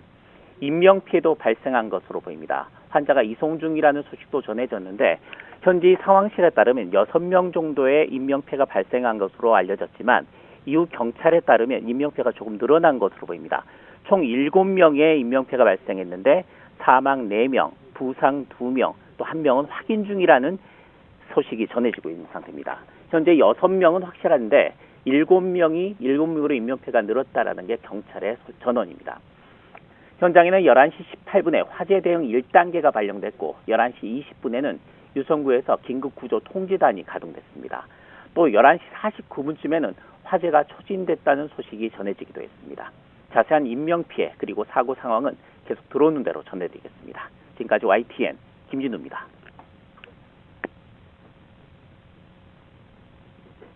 하나 에어로스페이스 대전 사업장에서 발생한 폭발 사고 취재기자 연결해서 전해드렸고요. 이번엔 전문가를 연결해서 좀 더 자세한 소식 알아보도록 하겠습니다. 이영주 경일대 소방방재학과 교수가 연결돼 있습니다. 교수님 안녕하십니까? 예, 안녕하십니까? 네. 현재 대응 1단계가 발령된 상태인데요. 이런 사고의 경우에는 화재 진화 작업, 구조 작업 어떻게 진행된다고 볼 수 있을까요? 일단 대응 1단계라고 한다면 한두 개서가 하나의 소방서, 관할구역 내 소방력들을 전체 다 총동원할 수 있는 그런 단계라고 보시면 되세요. 예. 소방서에 소속되어 있는 각 센터들의 이 소방력들이 집중돼서 진화를 하고 있다 이렇게 보시면 될 것 같습니다. 어쨌든 최초의 신고 시에 소리가 발생을 했고 연쇄적인 폭발 한 3차례의 폭발음이 들렸다라고 하는 상황들을 본다면 예. 내부에서의 어떤 폭발로 인한 화재를 볼 수가 있을 텐데요. 이러한 경우에 실제로 소방대원들은 진압 작업을 할 때 내부로 직접 빨리 접근하는 부분들은 상당히 좀 제약이 있을 수가 있거든요. 왜냐하면 추가적인 폭발의 가능성도 있고 다만 이제 이 공장 자체가 내부에 이를테면 생산을 하기 위한 여러 가지 자재라든지 장비라든지 또 연료 혹은 또 여기에 이제 뭐 물질들을 가지고 있었던 것은 아닌 것으로 보이고요. 대부분 이제 항공 우주에 대한 연구 개발이 적극적으로 이루어지던 그런 것으로 알려지고 있습니다. 그렇기 때문에 이 안에 여러 가지 실험이라든지 이런 과정에서 폭발이 발생했을 가능성, 그래서 이렇게 폭발 이후에 연쇄적인 폭발이나 추가적인 폭발, 또 폭발로 인해서 다른 또 붕괴라든지 이런 우려를 조금 더 고려하면서 현장 활동들을 진행하고 있다 이렇게 보시면 될 것 같습니다. 네, 교수님 지금 설명해 주신 내용에 따르면 이제 연쇄 폭발음이 들렸다면 내부 폭발 화재 이제 가능성이 이제 크다는 거고요.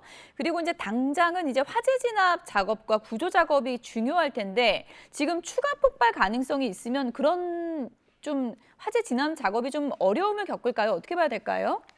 최초에 이제 3회 폭발을 해서 이 폭발의 위험성들은 어느 정도 있어서 초기 진압 때 조금 더 조심스럽게 이러한 부분들을 고려해서 진압을 진행했을 텐데요. 예. 앞서 기자분께서 말씀하신 대로 오전 11시 한 49분경쯤에 소지는 대부분 이제 한 것으로 한마디로 큰 불길은 잡은 것으로 이렇게 확인이 되기 때문에 예. 아마도 지금 이제 추가적인 이제 진압 작업들이 이루어지면서 그 안에 이를테면 추가적인 부상자라든지 이런 상황들 또 추가로 화재가 발생할 수 있는 요인들을 충분히 이제 고려를 하면서 진압을 하고 있다 이렇게 보시는 게 맞을 것 같습니다. 네, 제보 화면을 보면은 사업장 위치 자체가 도심 쪽에 있지 않고 좀 산속에 위치해 있는데요. 예. 그런 위치 부분 때문에 진화나 구조가 좀 어렵지 않을까 이런 걱정도 들거든요. 그렇긴 하지만 건물 주변에 공간들이 충분히 확보가 되어 있고요. 또 이를테면 여기에 이제 아마도 여기 실험체라든지 실험을 위한 이런 이제 접근 경로, 이런 차량의 접근이나 이런 것들은 충분히 가능한 곳으로 보여서 그렇게 소방대 활동이라든지 이런 분들의 제약이 있는 상황은 아닐 것이다 이렇게 보는 거고요. 다만 이제 이 주변에 사실 추가적으로 뭐 이 주변에 다른 건물이라든지 주변에 다른 화재 확산이 될 만한 가능성도 그렇게 높아 보이진 않아서 아마도 지금 이제 초진이 된 상태 그리고 지금 정상적인 화재 진압이 이루어진다면 더 이상 뭐 더 큰 피해로 이어지는 상황들은 발생하진 않을 것으로 예상은 됩니다.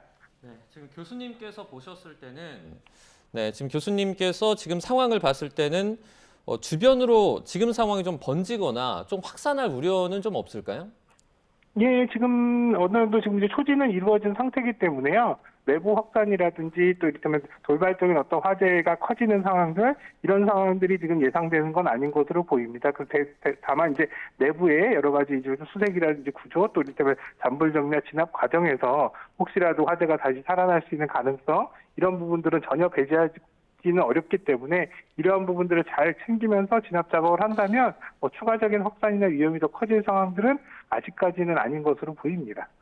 네, 지금 폭발 사고가 난 대전 사업장의 업무 범위를 보면 추진기관 개발이나 생산, 추진체 혼화 충전 이런 내용들이 확인이 되는데요. 폭발과 좀 연관이 있을까요? 아마도 그럴 가능성들이 있습니다. 뭐 많은 분들께서 이렇게 이제 로켓 발사하는 과정에서 이런 추진체들이 폭발이라든지 또 고장으로 인한 이런 상황들을 직접 보시는 경우들도 있기 때문에요. 여기 같은 경우는 이제 R&D 한마디로 연구 개발을 하면서 이런 추진체들을 만들어 나가는 이런 이제 작업들이 이루어진 것으로 보여서 아마도 개발 과정이나 시험 과정에서 뭔가 문제가 발생해서 폭발했을 가능성 이런 부분들이 가장 좀 높게 지금 예상이 되고 있고요.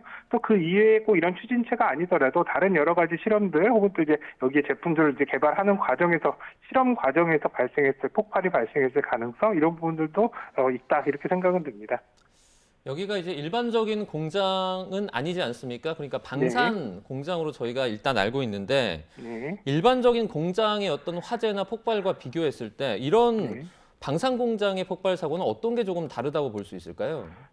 방산 공장 같은 경우는 거기에 다루는 물질들 실제로 이를테면 이제 무기류를 생산하는 공장 같은 경우에는 거기에 화약류라든지 여러 가지 폭발할 수 있는 물질들이라든지 이런 것도 위험 물질들이 많기 때문에 오히려 다른 제조 공정보다도 굉장히 더 각별한 안전이라든지 이런 부분들이 좀 신경을 쓰면서 운영이 돼야 되는 상황인데요.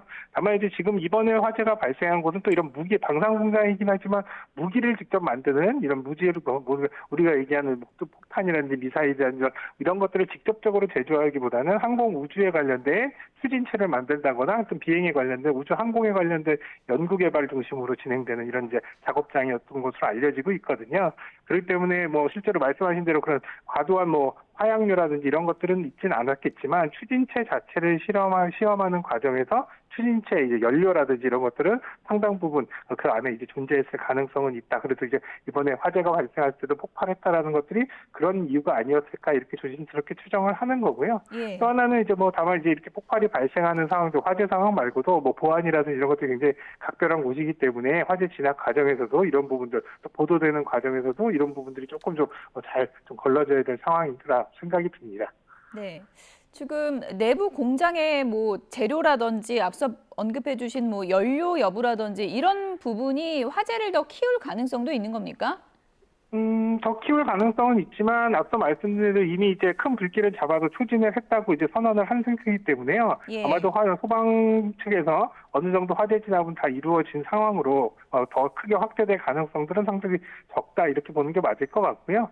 다만 이제 앞서 말씀드린 대로 이렇게 이제 어느 정도 초진이 완료됐다 하더라도 또 남아있는 불씨라든지 이런 것들이 다시 이제 재발화되는 과정들 이런 부분들도 충분히 고려를 하면서 화재 마무리를 진행해야 되는 상황인 것으로 보입니다. 교수님께서 보셨을 때 이제 11시쯤에 이제 신고 접수되고 그다음에 소방대응 1단계 발령되면서 이렇게 일련의 과정들을 좀 봤을 때 일단 소방당국의 대응은 좀 어떻게 평가하세요? 네, 일단 폭발을 동반한 화재라서 초기에 굉장히 좀 연기도 많이 나고 신고도 한 30여 건 이렇게 집중된 것으로 보이는데요. 현장에 도착해서 실제로 대응 1단계로 상향하는 데까지 불과 한 20분 이 정도밖에 안 걸렸거든요. 그래서 아마도 소방대는 그 이전에 현장에 도착을 했을 것이고요. 그다음 대응 1단계 발령 그리고 또 그 이후에 한 30분 이후에 대략 이제 소진에 성공했다는 걸 보면 소방대 도착이나 진압들은 상당 부분 정상적으로 이루어진 것으로 볼 수 있다 이렇게 생각이 들고요. 또 화재 자체도 최초에 폭발을 동반하긴 했습니다만 그 내부에 여러 가지 또 이를테면 폭발성 물질이나 가연성 물질이 척화되면서 더 커지는 상황들 이런 상황들은 발생하지 않아서 더 큰 화재로 이어진 상황은 아닌다 이렇게 이제 보겠습니다. 네. 지난 2018년에도 로켓 연료 주입 중 폭발 사고가 발생했던 곳이기 때문에 이런 폭발 사고를 막기 위한 매뉴얼 같은 것도 있었을 것 같은데요. 어떤 부분을 좀 저희가 생각해 볼 수 있을까요?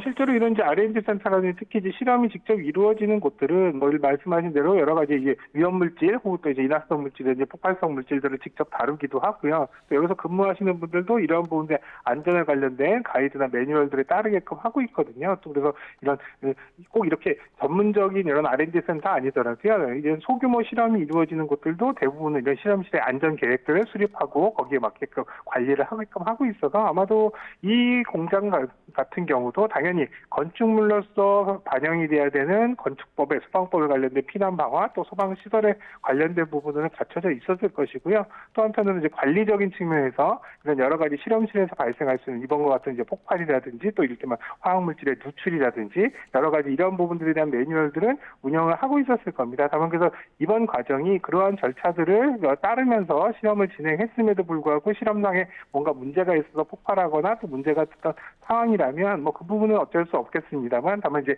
이러한 과정들 안전에 관련된 여러 가지 이 매뉴얼들의 이런 것들을 잘 따랐는지는 사고 이후에 조사를 통해서 확인이 될 필요는 있겠다 이렇게 생각이 듭니다. 네, 가장 중요한 게 이제 인명피해 여부인데 현재까지는 이제 6명의 사상자가 발생했다라는 속보가 지금 들어와 있고요. 화재 원인 그리고 화재 진압 관련해서 전문가 연결해서 내용을 좀 들어봤습니다. 지금까지 이영주 경희대 소방방재학과 교수였습니다. 전화 연결 감사드립니다. 네, 감사합니다. 네, 계속해서 저희가 자세한 내용 취재기자 연결해서 알아보도록 하겠습니다. 오승훈 기자.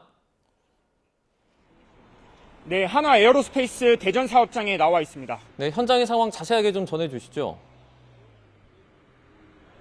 네, 이번 화재 폭발 신고가 접수된 건 오늘 오전 11시쯤입니다. 폭발음과 함께 시꺼먼 연기가 피어올랐다는 목격자들의 신고가 잇따랐습니다. 장소는 대전 외삼동에 있는 한화 에어로스페이스 대전 사업장입니다. YTN 시청자들은 제보를 통해 폭발음이 3차례 들린 뒤 검은 연기가 피어올랐고 이후 연기가 약해졌다고 전했습니다. 제보 영상으로도 계속해서 확인할 수 있는데요. 경찰은 현재까지 이번 폭발 사고로 6명의 인명피해가 난 것으로 추정하고 있습니다. 사망자 4명, 부상자 2명으로 파악됐고 확인되지 않은 1명은 스스로 대피한 것으로 추정하고 있습니다. 현장에는 오늘 오전 11시 18분 화재 대응 1단계가 발령됐습니다. 또 이어서 11시 20분에는 유성구 긴급구조 통제단이 가동됐습니다. 소방당국은 11시 49분에 화재가 초진됐다는 소식을 전하기도 했습니다. 이 사업장에는 지난 2018년과 2019년에도 로켓 추진체에서 폭발 사고가 나서 인명피해가 나기도 했습니다. 자세한 인명피해와 사고 상황은 현장에서 계속 들어오는 대로 전해드리겠습니다. 지금까지 한화 에어로스페이스 대전 사업장에서 YTN 오승훈입니다. 선거를 이틀 앞두고 발생한 폭발 사고와 관련해서 정치권의 반응도 나왔는데요. 서울시청 스튜디오 연결해서 자세하게 알아보도록 하겠습니다. 백종규, 임성재 기자가 나가 있습니다. 여야 지도부의 대응 상황부터 전해주시죠. 먼저 민주당 정청래 대표는 대전 한화 에어로스페이스 사고 발생 이후 곧바로 긴급 지시를 내렸습니다. 이 후보와 캠프에 로고송 사용과 율동 금지를 긴급 지시했습니다. 국민의힘도 이 사고와 관련해 후보자들과 선대위에 당부의 메시지를 전했다고요? 네, 그렇습니다. 장동혁 대표는 차분한 유세를 긴급 지시했는데요. 선거 캠프에 로고송 사용과 율동 자제, 차분한 선거 운동을 거듭 지시했습니다. 송원석 원내대표도 각 지역 후보자들에게 극도로 언행에 유의할 것을 당부하기도 했습니다. 네, 임성재 기자. 오늘 여야 지도부는 주요 승부처를 훑을 예정인데 더불어민주당 지도부 일정부터 살펴볼까요? 네, 정청래 대표는 오늘 박수현 충남지사 후보 선거사무소에서 현장 선대위 회의에 참석했습니다. 이후 충북 괴산, 경북 안동을 찾아 후보들을 지원 유세합니다. 오후엔 울산 남구로 이동해 김상욱 울산시장 후보, 전태진 울산 남구갑 국회의원 후보 등의 지원 유세도 나섭니다. 당초 전북 지역 집중 유세도 검토됐지만 전통적인 캐스팅 보터에서 지역에 승기를 잡아야 한다는 판단 아래 방향을 튼 것으로 알려졌습니다. 한명도 원내대표는 중앙선대위 회의를 마친 뒤 충북 보은과 옥천, 충주, 청주를 차례로 방문하고 있는데요. 기초단체 출마자들의 유세 현장을 돌면서 중원 공략에 힘을 보탤 예정입니다. 어제 서울 도심 거점 유세에 집중했던 국민의힘 장동혁 대표는 오늘 제주와 울산 등을 연이어 찾을 예정이죠. 네, 그렇습니다. 장동혁 대표는 국민의힘 대표적 험지로 꼽히는 제주 지역을 찾습니다. 제주를 찾는 건 공식 선거운동 이후 처음인데요. 선거 막판까지 외연 확장에 의도가 있는 것으로 보입니다. 제주 동문 재래시장 시장과 지하상가 그리고 서귀포시 매일 올레시장을 찾아서 상인들과 시민들과 함께 소통할 예정입니다. 오후에는 장동혁 대표 울산을 찾습니다. 정청래 대표도 울산 남구를 찾는데 여야 대표가 같은 곳에서 표심 경쟁을 벌일 것으로 보이는데요. 송원석 원내대표는 대구와 경기, 오산을 찾아서 국민의힘 후보의 지지를 호소할 예정입니다. 네, 임성재 기자, 민주당은 이재명 정부에 힘을 실어달라는 정권 안정론을 강조하고 있지 않습니까? 오늘은 어떤 메시지가 나왔나요? 일단 민주당은 투표 종료까지 선대위 상황실을 비상가동 체제로 운영하기로 했습니다. 이 마지막 순간까지 긴장감을 유지하고 이 간절한 마음으로 선거운동을 해달라고 당부했습니다. 이 부적절한 언행과 행동을 철저히 경계하라는 경계령도 내려졌고요. 정청래 대표는 충남에서 열린 선대위 회의에서도 이명박, 박근혜, 윤석열 이 감옥 3인방을 역사 속으로 보내야 한다고 강조했습니다. 그러기 위해선 이재명 대통령과 함께하는 민주당에 투표해달라고 호소했습니다. 내란의 잔불을 완전히 진압해야 한다며 이 꺼진 불도 다시 보자고 강조했는데요. 한병도 원내대표도 요즘 국민의힘의 시계를 거꾸로 돌리고 있다며 진보 보수 문제가 아니라 민주주의의 원칙과 국민 상식에 부합하지 않는 문제라고 꼬집었습니다. 국민의힘에선 이 송원석 원내대표가 지방선거 대국민 호소 기자간담회를 열고 48시간 사생결단 총력체제로 남은 기간에 임하겠다는 메시지를 냈죠. 네, 그렇습니다. 송원석 원내대표는 사생결단 총력체제에 돌입해서 국민에게 투표를 호소하겠다 이렇게 밝혔습니다. 투표만이 지역과 대한민국을 살린다면서 국민의힘에 한 표를 행사해달라고 호소했는데요. 투표로 경고하지 않으면 이재명 정권의 광란의 폭주를 2년 동안 지켜봐야 한다 이렇게 덧붙이기도 했습니다. 정부 여당이 선거 악재에 될 만한 사안을 뒤로 미루고 있는데 선거 이후에 거대한 세금 폭탄 청구서가 날아올 것이라고도 정부 여당을 비판했습니다. 그러면서 부족한 점은 알지만 반성하고 있다며 최소한의 정권의 견제가 필요하다고 거듭 강조하고 나섰습니다. 네, 전직 대통령의 선거운동 지원을 두고 여야가 충돌하고 있는데요. 오늘은 이명박 전 대통령이 서울 성동구의 서울숲을 찾아 오세훈 후보 지원에 힘을 보태지요. 네, 오늘 이명박 전 대통령은 서울 성동구 서울숲을 찾아 오세훈 서울시장 후보를 측면에서 지원합니다. 이 성동구는 민주당 정원호 후보가 3선 구청장을 짓는 곳인데요. 이명박 박근혜 전 대통령이 지방선거 전 마지막 주말인 어제 이 여야 최대 격전지인 영남권에서 이 국민의힘 후보들을 지원했습니다. 그런데 이 전직 대통령을 앞세운 선거 유세의 효과가 어떻게 나타날지도 주목되는데요. 이 중도층에 오히려 악영향을 미칠 수도 있죠. 네, 그렇습니다. 박근혜 전 대통령의 대구 유세 등은 보수 결집 등에 효과적일 것이라는 것이 대체적인 평가입니다. 하지만 박 전 대통령이 영남뿐 아니라 충청, 강원 등도 두루 방문했는데요. 이게 중도층에 악영향을 미칠 수 있다는 평가도 나오고 있습니다. 과거 국정농단 사태로 탄핵당한 대통령이고 이명박 전 대통령 역시 과거 사법부 유죄 판단 이후 사면당한 인물입니다. 이들의 역할이 주요했을지는 선거 결과로 평가받게 될 전망입니다. 네, 서울은 여야가 사활을 거는 최대 격전지인데요. 오늘 민주당 정원호 후보 일정과 주요 메시지도 살펴볼까요? 네, 정원호 후보는 동대문 청량리 청과물 시장에서 아침 인사를 했습니다. 이후 용산구에서 서울역 아침 인사 그리고 기자회견도 열었습니다. 종로구 돈이동 쪽방촌을 방문한 뒤 금천구로 동작 용산구를 차례로 돌며 유세 총력전을 이어나갈 예정입니다. 강남과 용산에서 지역 재개발, 재건축 문제와 관련한 간담회도 진행하고요. 또 동작구, 용산구, 중구에서 도보 유세도 나섭니다. 정원호 후보는 오늘 아침 용산역에서 시민 호소문을 발표했습니다. 서울 디스카운트 시간을 끝내달라며 안전불감증과 무능, 무책임 행정을 심판해달라고 호소했습니다. 또 오세훈 후보를 겨냥해서는 안전을 강조하면서 안전불감증이 서울을 불안하게 하고 있다며 시민 생명 앞에서 변명하는 사람의 서울의 미래를 맡길 수 없다고 강조했습니다. 네, 국민의힘 오세훈 후보는 12시간 동안 자치구 12개를 훑으며 48시간 사생결단 유세에 돌입했죠. 네, 오세훈 후보 종로구 광화문역에서 출근 인사로 유세를 시작했습니다. 북부 자치구 구석구석을 누비며 표심을 공략하기도 했는데요. 이후 서울의 동북권, 중랑구와 동대문구, 성동구, 광진구, 강동구에서 잇따라 유세 연설로 한 표를 호소합니다. 저녁에는 동남권을 누비게 되는데요. 강남구와 송파구 순회 유세를 하며 12시간 동안의 일정을 마무리할 할 예정입니다.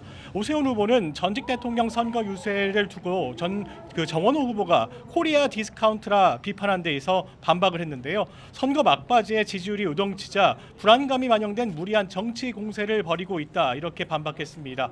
오세훈 후보는 서울 시민들은 함량 미달이자 준비가 부족한 정 후보에게 서울시를 맡기지 않는다며 지금은 말재간 부릴 때가 아니라고 꼬집기도 했습니다. 네, 여야 대표에게 운명이 걸린 지역들도 있지 않습니까? 정청래 대표의 운명을 결정한 최대 격전지 전북 지역 상황은 좀 어떻습니까? 네, 민주당 전북지사 선거가 가장 눈에 띄는 부분입니다. 이 대리비 지급으로 제명당한 김관영 무소속 후보가 예상치 못한 선전을 하고 있기 때문입니다. 이 때문에 투톱 한병도 원내대표가 수시로 전북을 내려가기도 했고요. 오늘도 지도부 회의에서 비판 목소리가 나왔습니다. 정청래 대표는 대한민국의 민주주의를 위해선 이원택 후보를 꼭 찍어야 한다고 거듭 호소했습니다. 만약 김관영 후보가 당선될 경우 최대 강세 지역을 빼앗기는 셈이어서 향후 여권 지형에도 큰 변화가 예상되는데요. 김 후보는 오늘도 자신이 당선된다면 오는 9월 당에 복당하겠다고 거듭 밝혔습니다. 정청래 대표가 사퇴해야 한다며 전당대회에서 지도부가 바뀌도록 노력할 것이라고도 강조했습니다. 이렇듯 선거 결과에 따라 지도부 상황도 녹록지 않은 상황입니다. 국민의힘은 국회의원 재보궐선거 지역 가운데 지금 부산 북갑 선거에 사활을 걸고 있는데 역시 장동혁 대표의 운명이 걸린 곳이죠. 네. 국민의힘은 무소속 한동훈 후보가 하정우 독주 체제를 깨면서 골머리를 앓고 있습니다. 한 후보는 윤석열 전 대통령 탄핵에 찬성하고 이른바 당원 게시판 논란으로 장동혁 지도부에서 제명된 인물이죠. 이런 한동훈 후보가 북합에서 무소속으로 원내에 입성한다면 그 자체만으로도 장동혁 대표에게 적잖은 타격이 됩니다. 한 후보를 둘러싼 기싸움도 적지 않습니다. 친한계 의원들과 당권파 의원들이 상반된 주장을 내놓으면서 선거가 끝날 때까지 기싸움은 계속될 것으로 보입니다. 이제 본투표일까지 이틀을 앞두고 있는데 여야 지도부 내일 선거 유세 마무리는 어디서 할지도 주목이 되는데요. 지금까지 서울시청 광장에 마련된 YTN 특별 스튜디오에서 전해드렸습니다.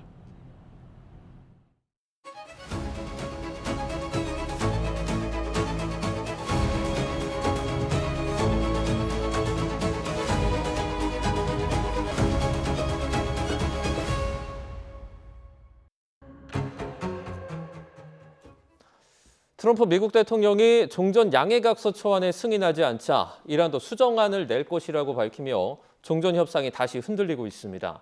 이런 가운데 트럼프 대통령이 자신의 얼굴이 담긴 지폐 발행을 추진하며 논란이 이어지고 있는데요.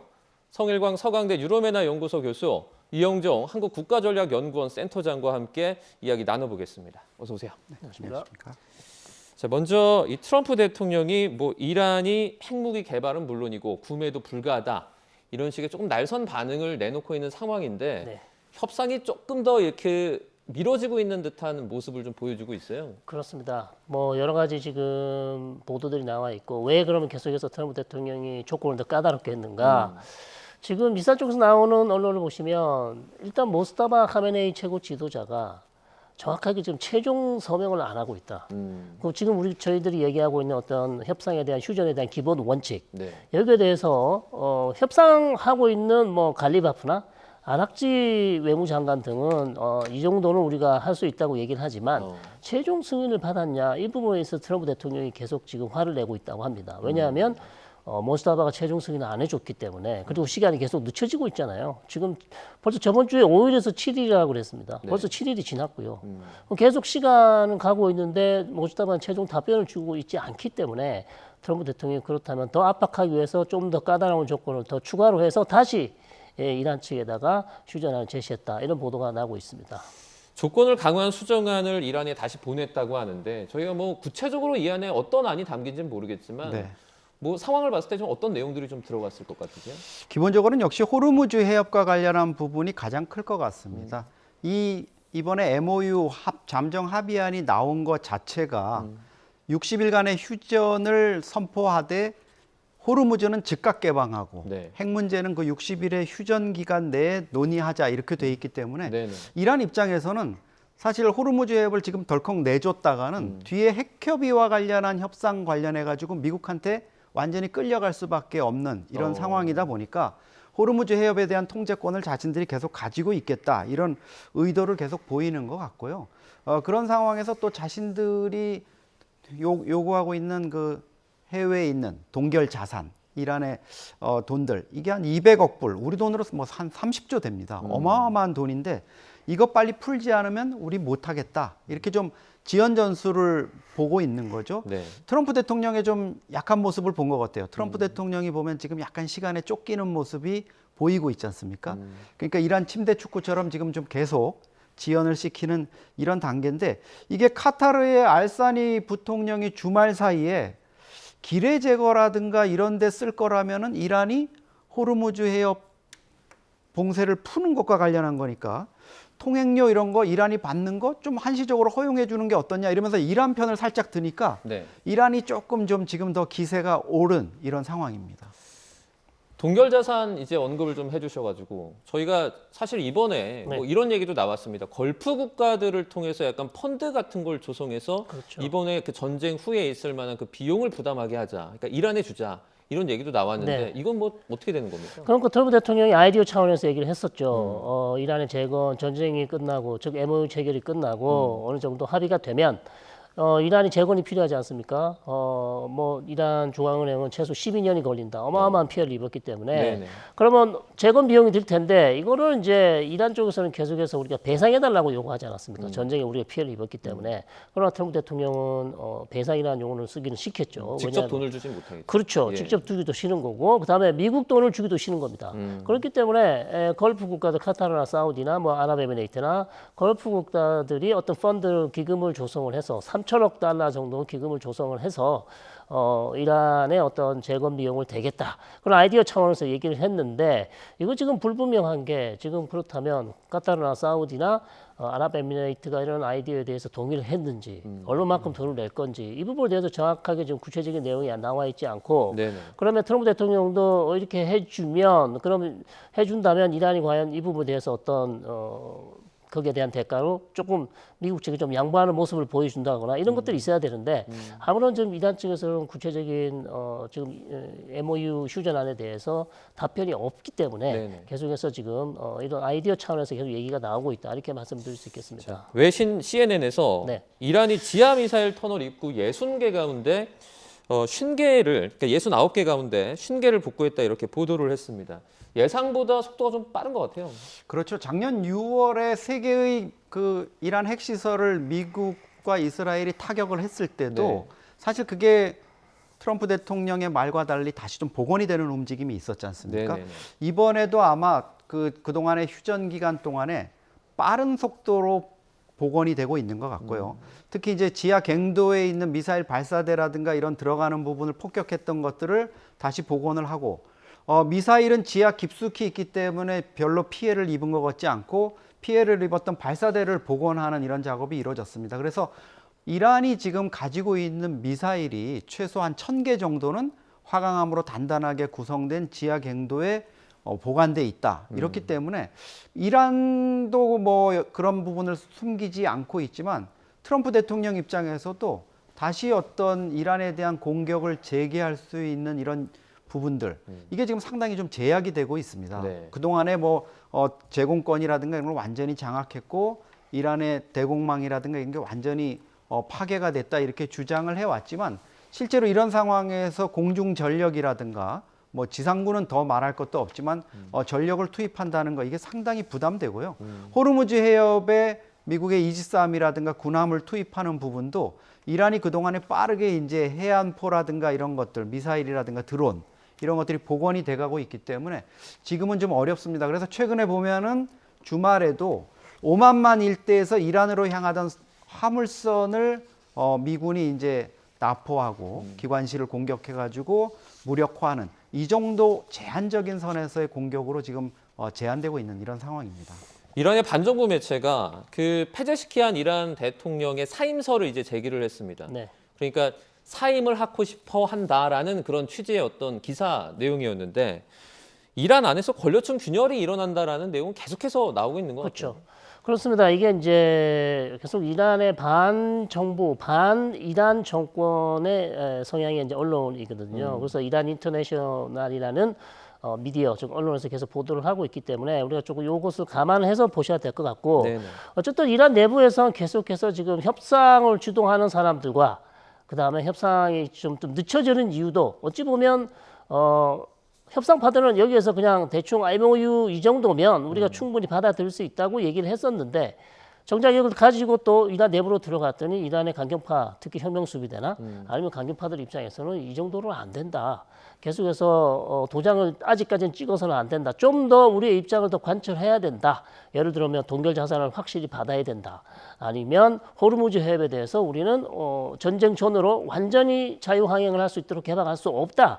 이런 강경한 입장을 고수할 가능성도 충분히 있어요. 그렇기 때문에 페제스키안 대통령 입장에서는 언제까지 우리가 계속해서 이렇게 강경한 입장으로 미국과 협상을 언제까지 하겠느냐. 이란 국민들은 계속 경제상이 어려워지는 상황에서 빨리 MOU에 합의를 하고 경제 재건에 집중해야 된다는 얘기를 하고 있지만 아시다시피 대통령이 할 수 있는 권한이 별로 없어요. 그래서 목소리를 높이고 있지만 정책에 전혀 반영이 안 되기 때문에 페제스키안 대통령 입장에서 나는 그럼 사임하겠다라든지 계속해서 이제 언론을 통해서 강경파들을 압박하고 있지만 결국 이것이 강경파들이 수용할지는 알 수가 없는 그런 상황입니다. 그 말씀해주신 일련의 과정에서 이제 페제스키안 대통령이 소수 집단 지배에 반대한다. 뭐 다시 말해서 이란 혁명 수비대에 어떻게 보면 그 장악력을 두고 좀 비판적인 목소리를 냈거든요. 실제 이란에서 그 이란 혁명 수비대의 어떤 그 위치라고 할까요? 어떻게 어느 정도로 봐야 됩니까? 그 페제스키안 대통령이 이란의 대통령인데 뭐 페제스키안 대통령한테는 미안한 얘기지만 이번 전쟁과 관련해서 전혀 목소리를 내지 못하고 있습니다. 이게 이제 개전 초기에 이미 대통령으로서의 어떤 자기의 권력이 제대로 작동하지 않는다는 게 그대로 만천하에 드러났던 게 이란이 초기에 공격을 받고서 미군 기지가 있는 우방, 중동 국가들을 공격했잖아요.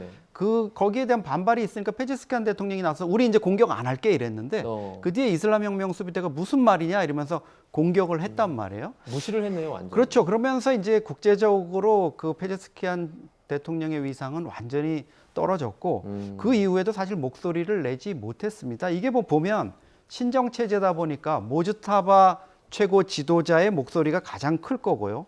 그다음에 뭐 바이디 혁명 사령관이라든가 이런 강경파들의 목소리 속에 완전히 묻혀버린 것 같습니다. 그리고 그동안 약간 협상을 대표하면서 협상단을 이끌면서 온건한 목소리를 초반에 내왔던 갈리바프 의장이라든가 이런 사람들도 최근에는 뭐 이미 핵을 미국과 어떤 협상을 할 수 있는 것처럼 이렇게 MOU에 다 접근이 돼 있는데 이란 국민의 권리 보장 없이는 미국과의 협의는 불가능하다. 이런 식으로 이란 국민의 권리 보장이라는 게 결국 핵을 가질 권리라고 이렇게 해석이 되거든요. 그렇기 때문에 점점 더 강해지는 이런 상황이고 트럼프 대통령은 아마 지난 금요일이었죠.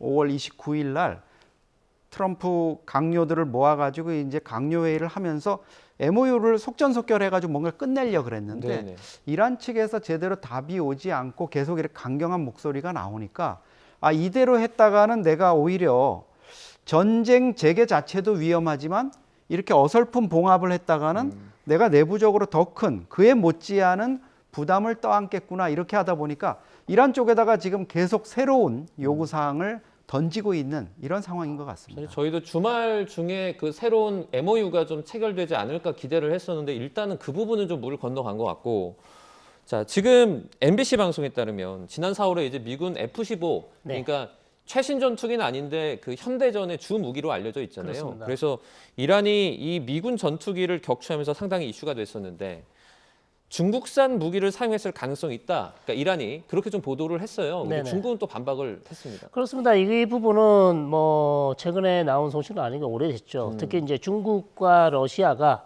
이란에 완제품은 제공하지 않았지만 무기를 생산할 수 있는 부품들은 계속해서 제공해 왔다는 게 이미 알려진 사실입니다.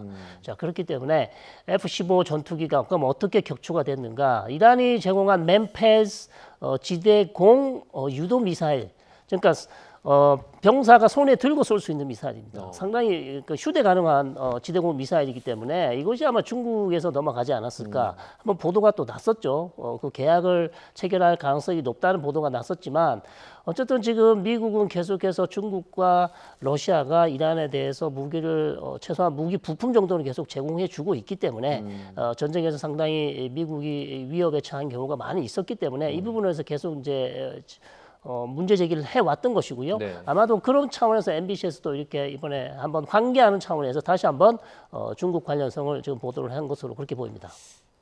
이건 센터장님께 좀 여쭤볼게요. 네. 그런 지대공 미사일, 이동이 정말 편리한 그런 지대공 미사일로 그 비행기를 격추시키는 건 상당히 어렵지 않나요?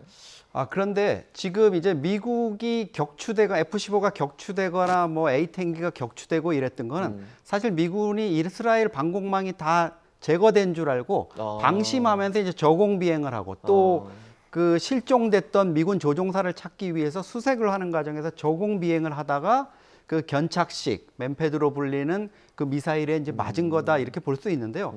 그 미사일은 사실 우크라이나전에서도 화제가 됐었지 않습니까?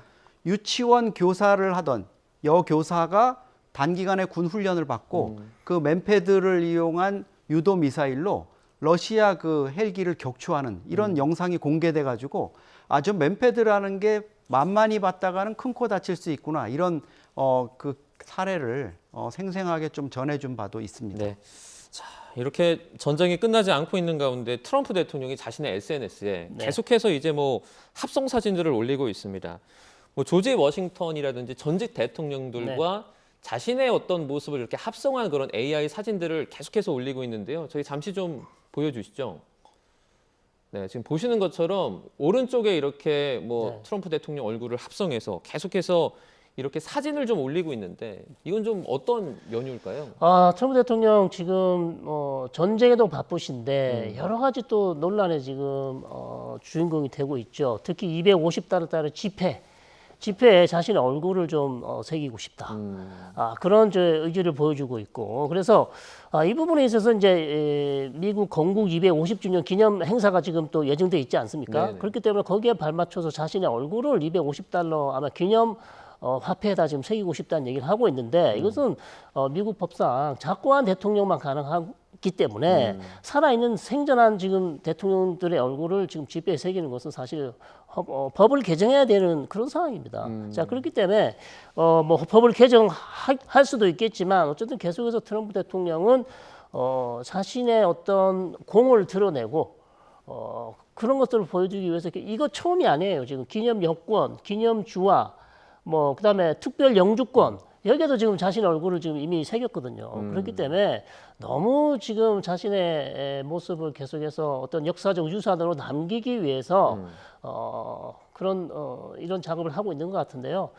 눈살을 찌푸리게 합니다. 왜냐하면 미 국내에서도 좀 경제가 상당히 어려운 상황이고 전쟁이 아직 계속되는 상황에서 자신의 성과를 계속 드러내기 위해서 이런 정책을 추진하는 것 자체가 미국 국민들이 그렇게 반겨하지 않을 것 같습니다. 현행법상 불가능하다 이런 부분도 좀 지적을 해주셨는데 실제로 그 조폐 인쇄 국장을 그러니까 자신의 얼굴이 들어간 그런 집회를 계속 발행하자고 말을 했는데 그거에 반대하는 조폐 인쇄 국장을 경질하기도 했어요. 네, 그러니까 아마 그 트럼프 대통령 집권 이후에 2기 행정부 들어서도 소신 있는 발언을 했다가 지금 관료들, 뭐 장관급 인사뿐만 아니라 그 밑에 실무진들도 줄줄이 이제 퇴출이 되고 있는 이런 상황입니다. 패트리샤 솔리맨의 조폐 인쇄국장이 250불 이 집회에 트럼프 얼굴을 담는 거 아마 법 위반이라고 얘기를 했겠죠. 네네. 죽은 사망한 대통령을 기리는 그것도 또 위대한 업적이 있는 경우에만 넣을 수 있다 이렇게 돼 있는데. 거기에 자기 얼굴을 넣겠다 이러니까 아마 반대를 한 것 같고요. 근데 베센트 재무장관이 지금 적극적으로 나서고 있습니다. 하원에 법률이 제출돼 있는데 그거 통과되면 곧바로 250불. 사실 250불이면 우리 돈으로 한 37, 8만 원 되는 거액권이거든요. 미국 국민들 입장에서는 일반 국민들은 사실 100달러 지폐도 크다고 느끼는데 지금 250달러를 내고 아마 100달러보다 더 위대한 100달러에 지금 미국 건국의 아버지인 벤저민 프랭클린 얼굴이 새겨져 있는데 자기 얼굴을 넣겠다는 거고 더 이제 놀라운 거는 원래 이 미국 달러에는 재무장관 사인만 들어가 있거든요. 근데 거기에 이제 대통령 사인을 같이 넣겠다. 내 사인을 넣겠다. 그것도 주장하고 있나요? 네, 내가 지금 250불이 그래도 병행해서 넣는 지금 그 도안이 이제 완성이 돼 있습니다. 곧 이제 이 법만 통과되면 찍겠다 이런 건데 아무래도 트럼프 대통령의 이런 좀 무리수 이런 것들이 이란 전쟁에서의 어떤 이런 지지부진함과 맞물려 가지고 내부적으로 자꾸 좀 비판의 목소리가 커지는 것 같습니다. 교수님, 그 연회장 건설은 지금 어떻게 진행되고 있습니까? 그것도 지금 계속 하려고 하고 있죠. 그래서 이것도 사실 의회 승인 없이 연회장을 새로 지으려고 하는데 지금 환경과 그다음에 보존 단체들이 유산 보존 단체들이 여기에 기소를 했어요. 왜냐하면 권한 남용이다. 그다음에 역사적 가치를 훼손한다. 그래가지고 기소를 했고 1심에서 공사 중단 판결이 났습니다. 근데 트럼프 대통령이 여기에다가 우리 지붕에다가 드론 포트를 짓겠다. 그러니까 워싱턴을 보호하기 위해서 드론 포트가 상당히 필요하다. 이러면서 계속해서 1심 판결에 반대를 하고 있고 1심 판결한 어떤 판사에 대해서 또 비판한다든지 이런 식으로 지금 계속해서 연회장 건설도 밀어붙이려는 그런 모습인데 여하튼 미국 국민들은 계속해서 트럼프 대통령의 이런 모습에 대해서 그렇게 좋아하지 않을 것 같습니다. 지금 상황이 계속해서 이어지다 보니까 미국 건국 250주년 행사에 이제 참여하려고 했던 그 가수들이 보이콧을 선언을 했거든요. 그렇죠. 그 트럼프 대통령이 마이크를 자기가 잡겠다 그랬는데 뭐 본인이 대신 뭐 진행을 하겠다는 겁니까? 노래를 부르겠다는 겁니까? 그래서 지금 가수들이 대부분 다 지금 안 한다고 참석 안 하겠다, 보이콧하겠다. 왜냐하면 너무 부담이 커요. 정치적 부담이 커요. 그렇기 때문에 자 그렇다면 이제 부를 가수들이 없을 수도 있습니다. 그럼 본인이 직접 마이크를 잡고 우리 한국에서 뭐 노래방에 가서 노래하듯이 본인이 마이크를 잡고 절대 놓지 않겠다, 막 이런 모습인지 아니면 본인이 알아서 다 그냥 즐겁게 돌겠다는 것인지 잘 모르겠습니다. 그럼 상당히 지금 이 행사도 논란 도마 위에 지금 올라 있기 때문에 참 트럼프 대통령 여러 면에서 지금 곤란한 처지가 아닌가 그렇게 보입니다. 250주년 미국 건국 행사가 이제 이번 달이죠. 이제 14일에 트럼프 대통령 생일이 있지 않습니까? 그 팔순자치에 맞춰진 어떤 그런 행사로 변모된다라는 얘기도 나오고 있어요. 그렇습니다. 이미 뭐 6월 25일부터 7월 10일까지는 이런 콘서트라든가 이런 걸 통해 가지고 이제 열리는데 이게 문제는 뭐냐면 가수들이 이제 뒤늦게 깨달은 거예요. 미국 자체에서 공개적으로 어떤 정치적 파벌이 없는 이런 행사가 이렇게 열리는데 트럼프 대통령 행사는 그거 별개입니다. 콘서트. 근데 거기에 부르는 줄 알았는데 트럼프 행사야? 나 그만두겠어 이러면서 뭐 인기 래퍼나 이런 친구들이 줄줄이 그만두니까 트럼프 대통령이 이제 엘비스 프레슬리 전성기 시절보다 내가 더 많은 사람을 모을 수 있다. 그런 삼류 가수들 필요 없다. 내가 나서겠다.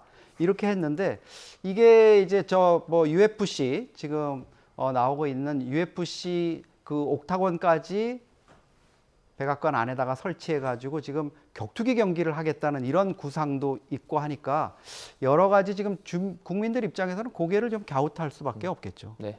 알겠습니다. 이란 관련된 상황 저희 자세하게 알아봤습니다. 성일광 서강대 유로메나 연구소 교수, 이영종 한국국가전략연구원 센터장과 함께했습니다. 고맙습니다. 여름의 시작부터 더위가 기승입니다. 현재 서울 기온은 27.9도까지 올라 있는데요. 앞으로 기온은 30도까지 더 올라서 7월 하순만큼 덥겠습니다. 장시간 바깥 활동하실 분들은 틈틈이 수분 섭취 잘 해주셔야겠습니다. 오늘 내륙은 하늘에 구름만 다소 지나고 있습니다. 다만 강한 일사가 내리쬐면서 대부분 지역의 자외선 지수가 높게 치솟아 있고요. 오존 농도도 점차 짙어지겠습니다. 반면 제주도는 흐린 가운데 비가 내리고 있습니다.